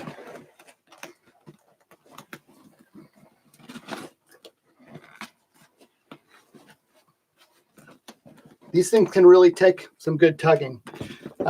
Actually had to improve the design. The first batch of these, I was underestimating how strong of the force that was going to be put on here with some people in their setup. So we had to beef it up and increase the layers and the amount of sewing on here. Okay, now we get the blowpipe one on.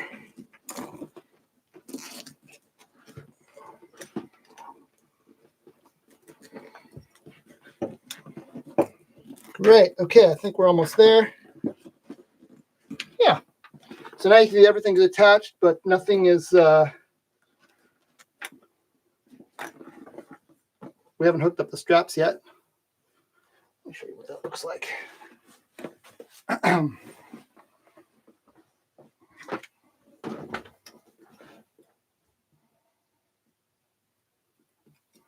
Yeah. So there you go.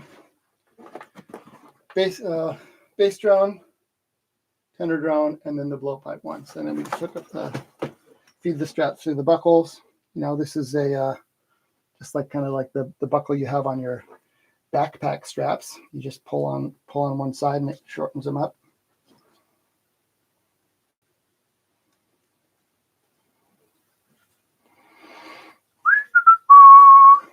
All right. There's one. I'll do the other one.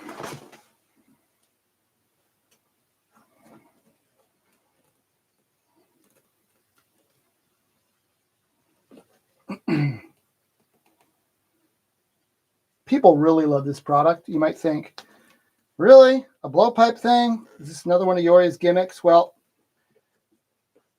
if you ever buy anything that I've invented and you think it's a gimmick, I want you to let me know and I will give you your money back, because I'm not interested in selling stuff that's gimmicky. I'm interested in selling stuff that really works. Yeah, so there it is. So what we're going to do, we're going to tighten that up. And I love hearing feedback from people. If you use one of my products and you like it, I want to hear about it. Post it somewhere. Tell a friend. Pipe Major Kenny McLeod is one of the two guys who runs McCallum Bagpipes. Very well-known, respected innovator in the bagpipe world. He loves this thing. He loves his perfect angle. I can hardly stand to play a set of pipes that doesn't have one because I'm so used to being able to relax my mouth. And without this perfect angle, it just wants to pop out. And people will say, well, you just need to like tie in your bag properly. It's like, no, you don't. There's nothing, you can't do anything about a hybrid bag. It's just, everybody's body's different. And they don't make custom pipe bags for every single person's height and the dimensions of your upper body. So the bag works great. You just need to be able to pull this in. So that's how this is going to work. In fact, I'll just do it with corks here so we can and then we'll do it with drones. So right now, it's already better. If I pull this in a little bit more.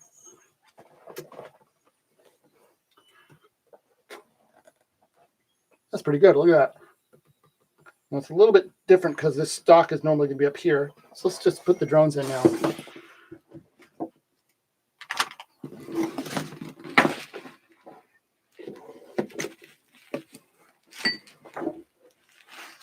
Whoa, I'm going to move this cup of water before I knock it over. There we go. All righty. See how we do.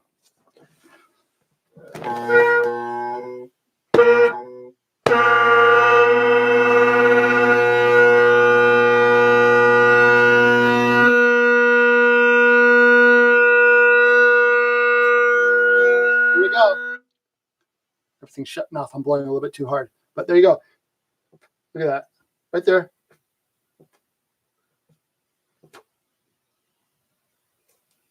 Great.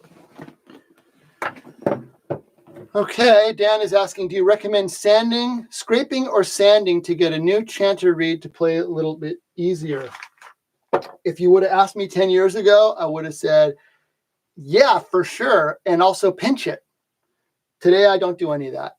And I'll show you here in a minute when we get into the chanter reed.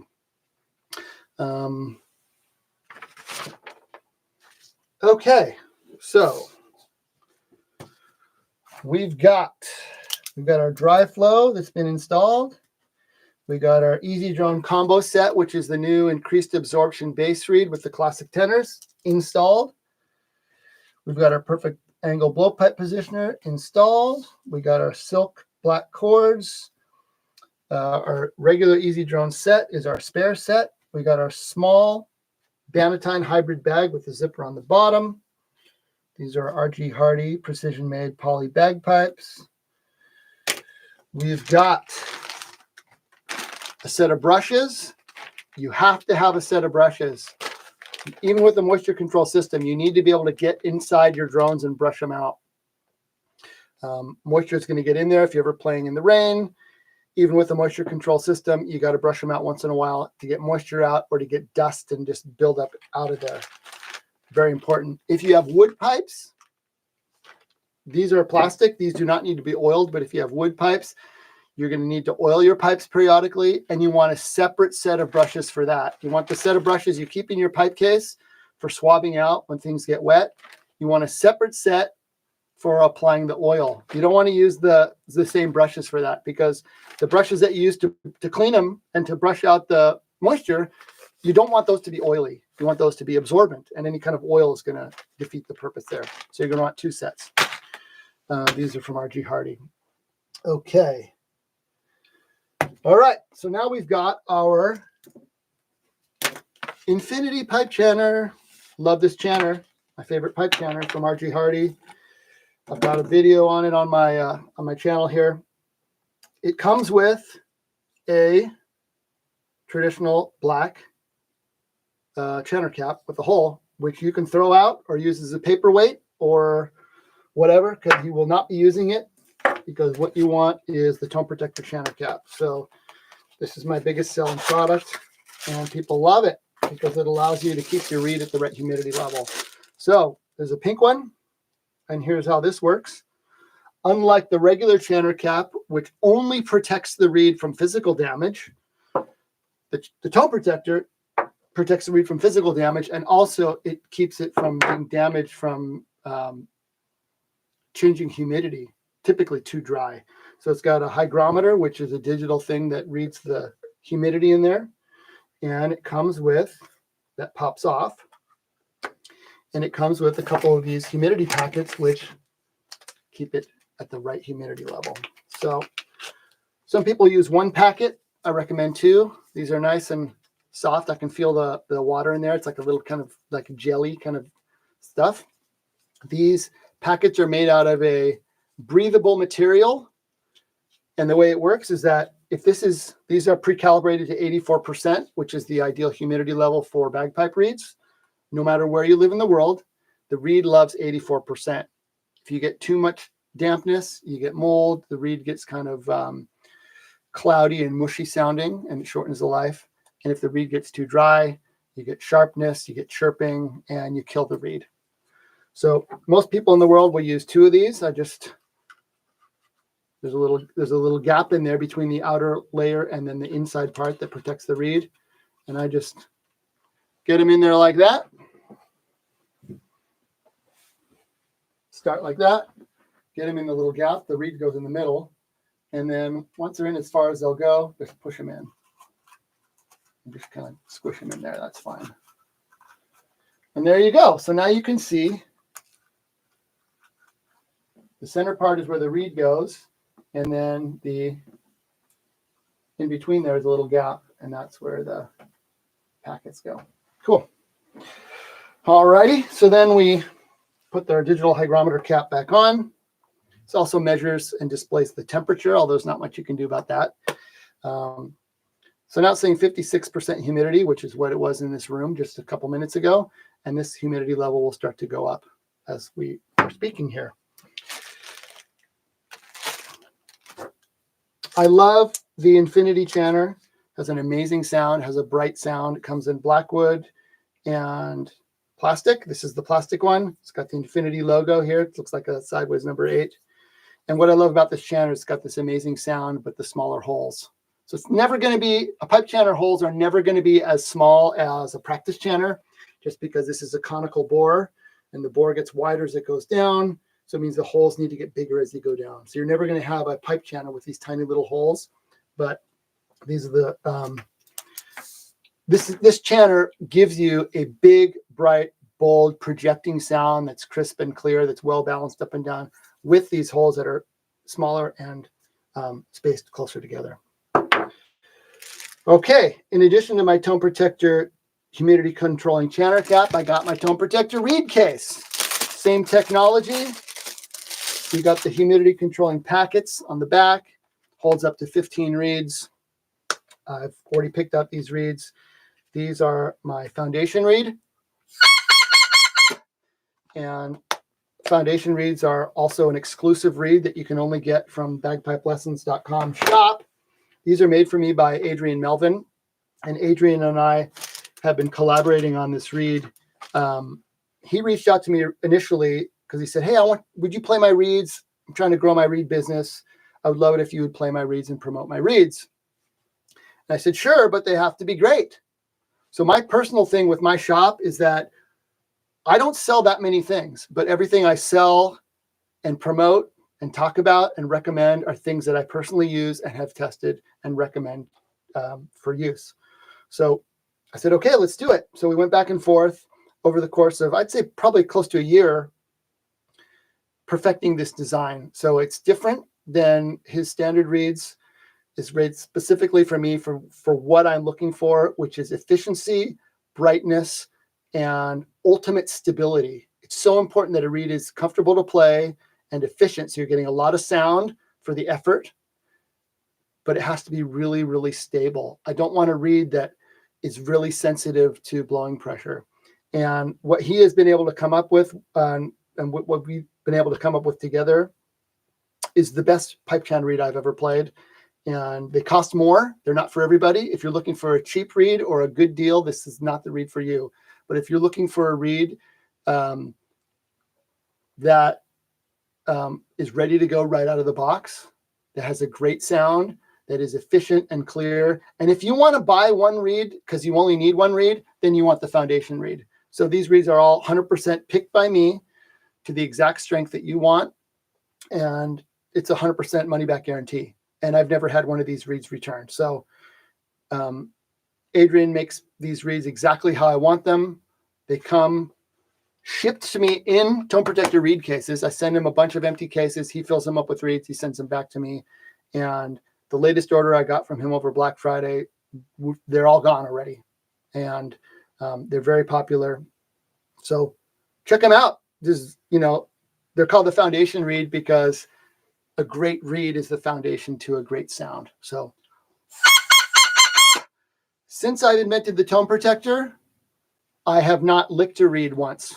You do not need to lick any reeds because you don't need to put moisture into these reeds. These reeds have the perfect amount of moisture in the cane, and that is achieved by storing them in an environment that has the perfect humidity. Okay, let's try it.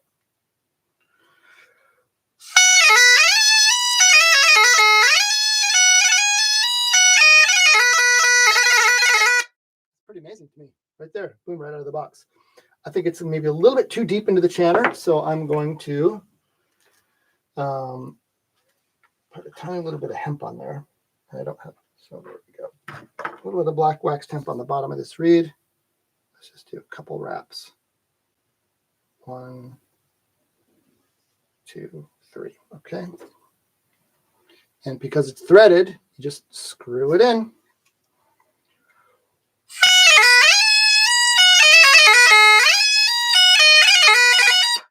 Flat on high A, push it in.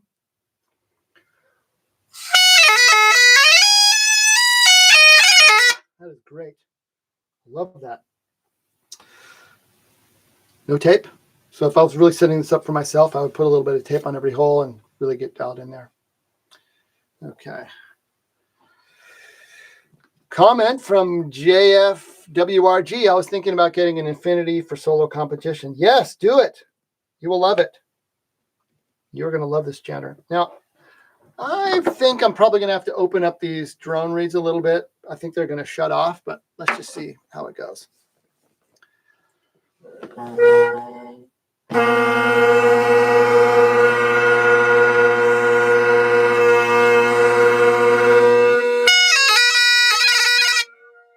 Yep.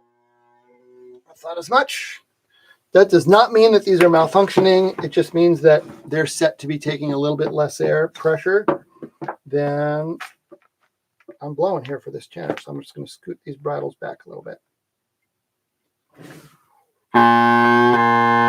That's great.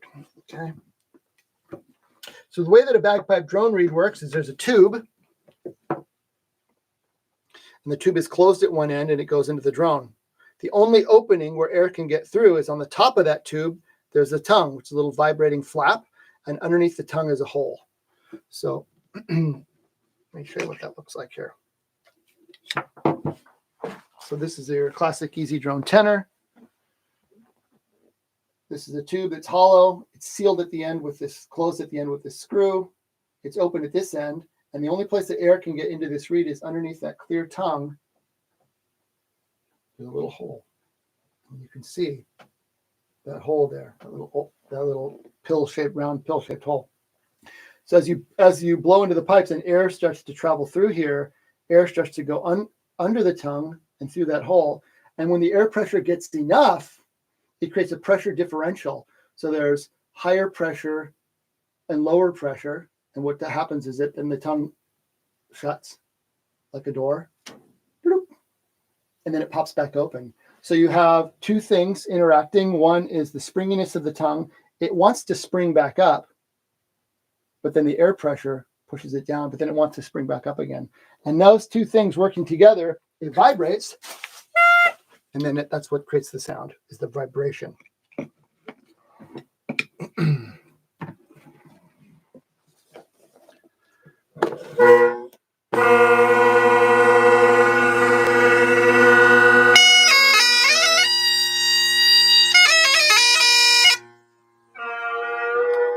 All right, got to open up these tenors a little bit.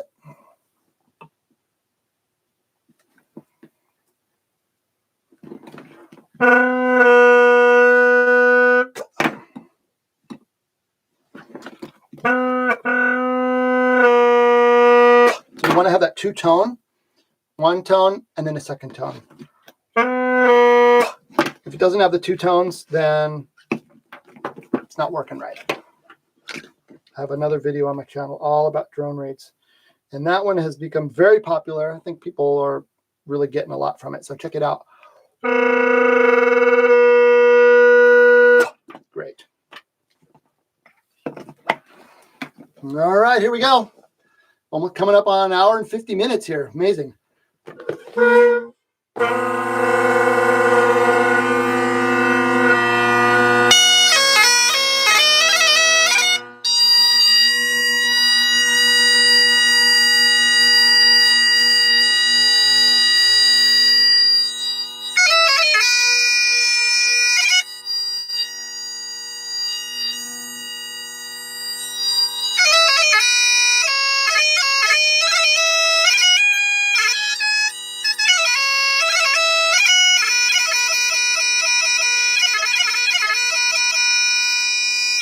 That's amazing. Middle tender shut off. I need to open it up a little bit more.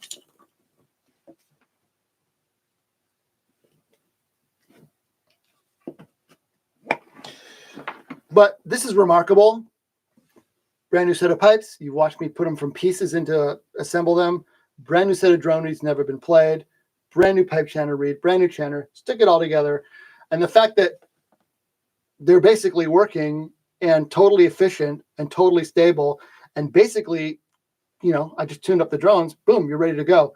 There's a little bit of fine tuning that needs to happen with the chanter, as is the case with any new chanter reed in any chanter. You got to, you know, do some warming up and tuning, but this is amazing how close this is.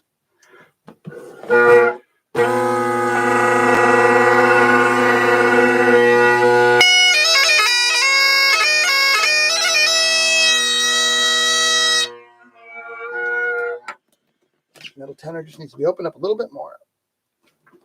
There we go.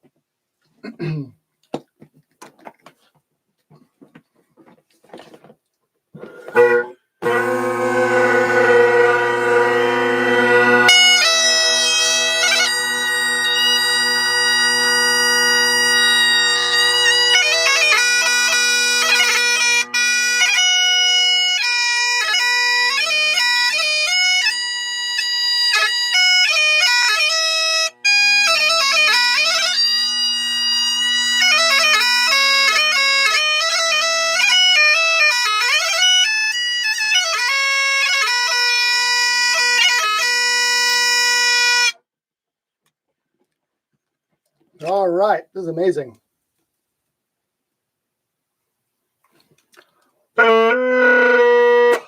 Great. Hi, Daniel. Yes, it is.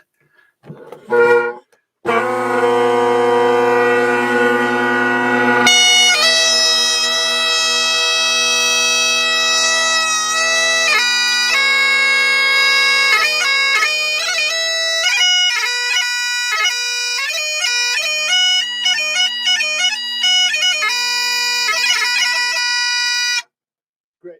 I'm very happy with these pipes. They're efficient, very stable. If I was going to continue to get things set up, I would just play them some more, add some tape onto the chanter, fine tune the chanter. Every chanter reed is going to change as it warms up. This pipe chanter in the stock is a little bit loose, so I'm just going to add a little bit of floss on here, tighten it up.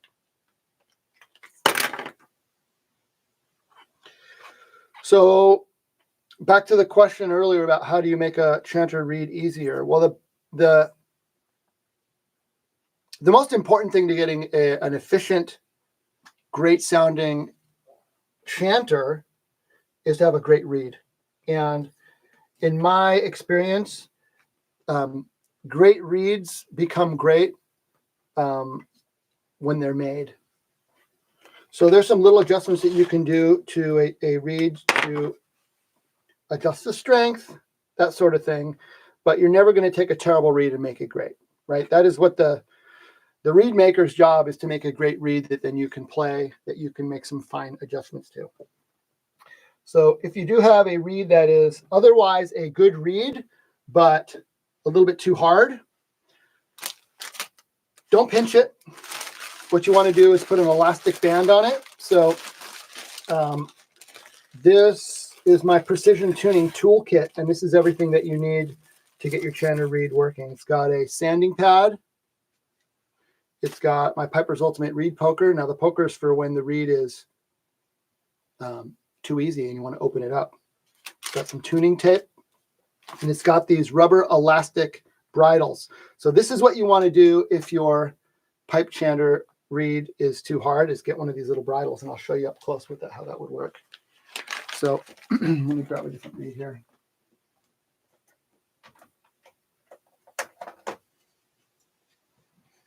So there's your reed.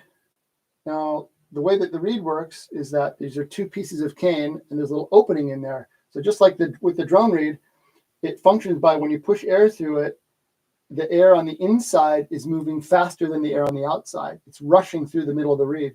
And when air is rushing through, it lowers the pressure, which then sucks these two blades together and pushes them together. But then the springiness opens them back up. So that happening, they're getting sucked together because of the lower air pressure and then popping back apart due to the springiness of the cane is what creates the sound. So really what you want to do, if you want to make that reed easier, is you want to push these two pieces of cane a little bit closer together so that they take lower pressure to close down. So you take with one of these little elastic bridles. Here's what I do. I put it around my fingers like that, and I put it around the reed like this. Now don't let go, because I'm going to double it, and I'm going to double it again. Now there it is. I've taken that reed and I made it. It's going to be way easier to blow now. And the great thing about this is that unlike scraping or sanding or cutting or carving, this is reversible. If I decide, oh my gosh, it's too easy now I just scoot it down.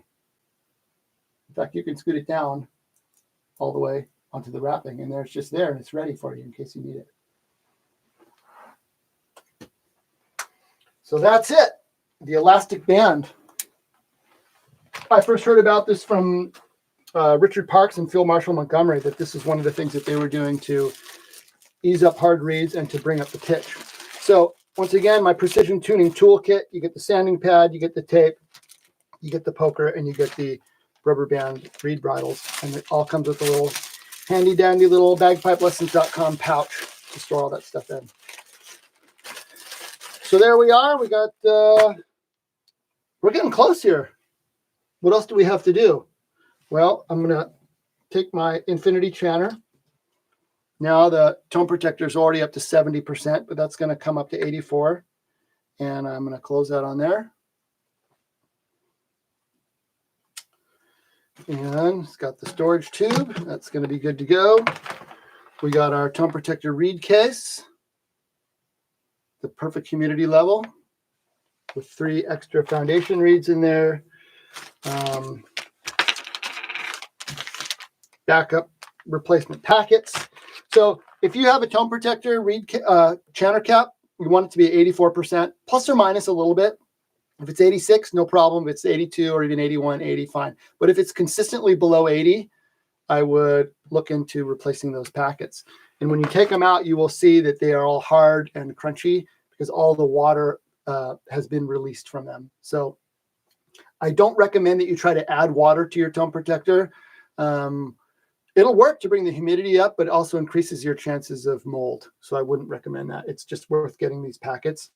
A pack of 10 is going to last you, maybe even years, as long as you keep them sealed up tight.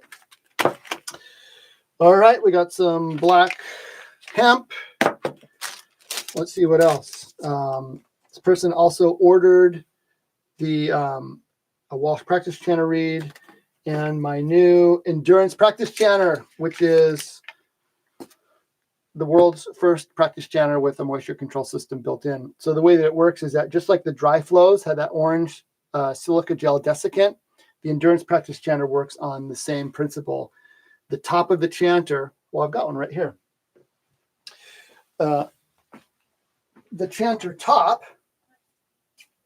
looks like a regular practice chanter top, but this is actually 2 parts. And inside here, you can hear that. Inside here is a canister with desiccant. So on a normal practice chanter top, this is just a tube that you blow through that covers the reed. But in this case, this part unscrews. And inside, you have these canisters, which there's 3 of these endurance cartridges, I call them.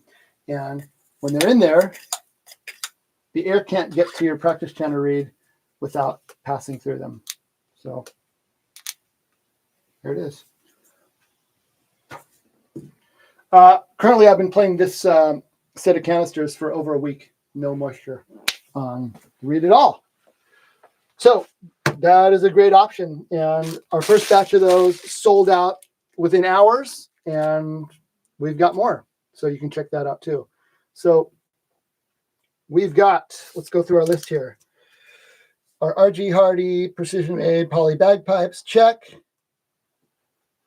With the Bannatyne Hybrid Small Bag, Easy Drone Combo Reeds, Dri-Flo Moisture Control System, Perfect Angle Blowpipe Positioner. We've got our Tone Protector reed case with foundation reeds. We've got our Tone Protector chanter cap in pink. We've got our Walsh Backup Practice Chanter reed to go with our Endurance Practice Chanter. We've got an extra set of the Endurance cartridges. We've got some black wax temp. We've got our silk black cords. We've got some extra Tone Protector packets, 84% for the chanter cap, 75% for the reed case. And then finally, we've got the bagpipe gauge. So this is something that you are going to want. If you want to have a great sound, you need to be able to blow steady. And there's no tool that is better for helping you learn blow steady than the bagpipe gauge. So this is a specialty low air pressure gauge that you hook up to your pipes. There's a little, this attaches to your blowpipe. So you can play and you can look at it. And it's going to show you the air pressure inside your pipes. There's a little tiny tube that plugs into one of your drones. And this is amazing. I mean, when pipers try this for the first time, they love it because it is so fun to be able to see what's happening with the air pressure. Without this, it's like you're flying blind, right? You are a submarine with no sonar and no periscope. You're a car with no mirrors and no gauges. So what this allows you to do is have 2 things which are really important. One, you can see the exact pressure of your pipes. So when somebody says to me, I think there's something wrong with my pipes, but I'm not sure if it's my pipes or if it's me, which is a great question. I'll say, well, what does it say on the gauge? And if the gauge says 30, well, that's pretty good. If the gauge says 36, that's way too hard, right? So knowing the exact strength of your pipes is very important, and the gauge will give you that. In fact, I have one right here that's all assembled. Let me show you. Comes in your little bagpipelessons.com pouch. And yeah, so this is what it looks like.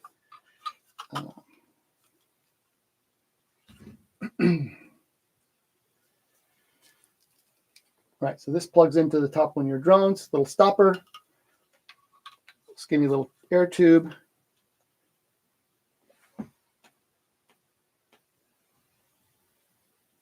So not only does it register, and there's a little deluxe mount that you can attach to your blowpipe, so you can see it when you're playing. Not only does it tell you the exact strength of your pipes, but it shows you the steadiness. So if it's moving around, you're not steady. If it's locked in, you're steady. And when you hear these great pipers with this great sound, chanter perfectly tuned, that wall of tone coming from the drones, you can be sure that they are blowing extremely steady. There's no way to get your pipes precisely in tune if they're moving around. So I recommend that. That's the bagpipe gauge. So I think we got everything here, Daniel. These pipes are awesome. The only additional thing that a person would need to be totally set up here would be a bagpipe case. So I don't have them on my shop, but I do have a couple of the RG Hardy Deluxe cases here. And I think maybe you might want one of those. So let's be in touch, Daniel, if you're still watching. Last question here. Mike Kinney says, I have an Easy Drone tenor reed that moving the bridle a hair goes from shutting off to too strong. So it could be that that reed needs to be replaced. That is one of the things that happens with a really old drone reed, or just when the reed starts to die, is that it will start to shut off. And what ends up happening is that the vibrating tongue starts to lose its springiness. So it starts to shut off. It's too weak. And then you open it up, and then it's taking too much air. So that was a symptom of the really, really early generation synthetic reeds. They were like that, which is they didn't really have much of a sweet spot. It was like shutting off or hogging air, shutting off or hogging air. And that still is, that's been, that problem has basically been solved by slight improvements in the design. And I think the material of the tongue is really, really important. So I would look at maybe getting a new set of easy drones. They don't last for forever. It's not the age, it's the mileage. Like they don't age just by sitting around. A brand new set of reeds that's not being played will just continue to be in that condition. But if you're playing them a lot, or as you play, they just start to wear out. The other thing that happens is that there's like kind of residue and dirt and kind of, stuff that builds up under the tongue just from breath and being out in the world.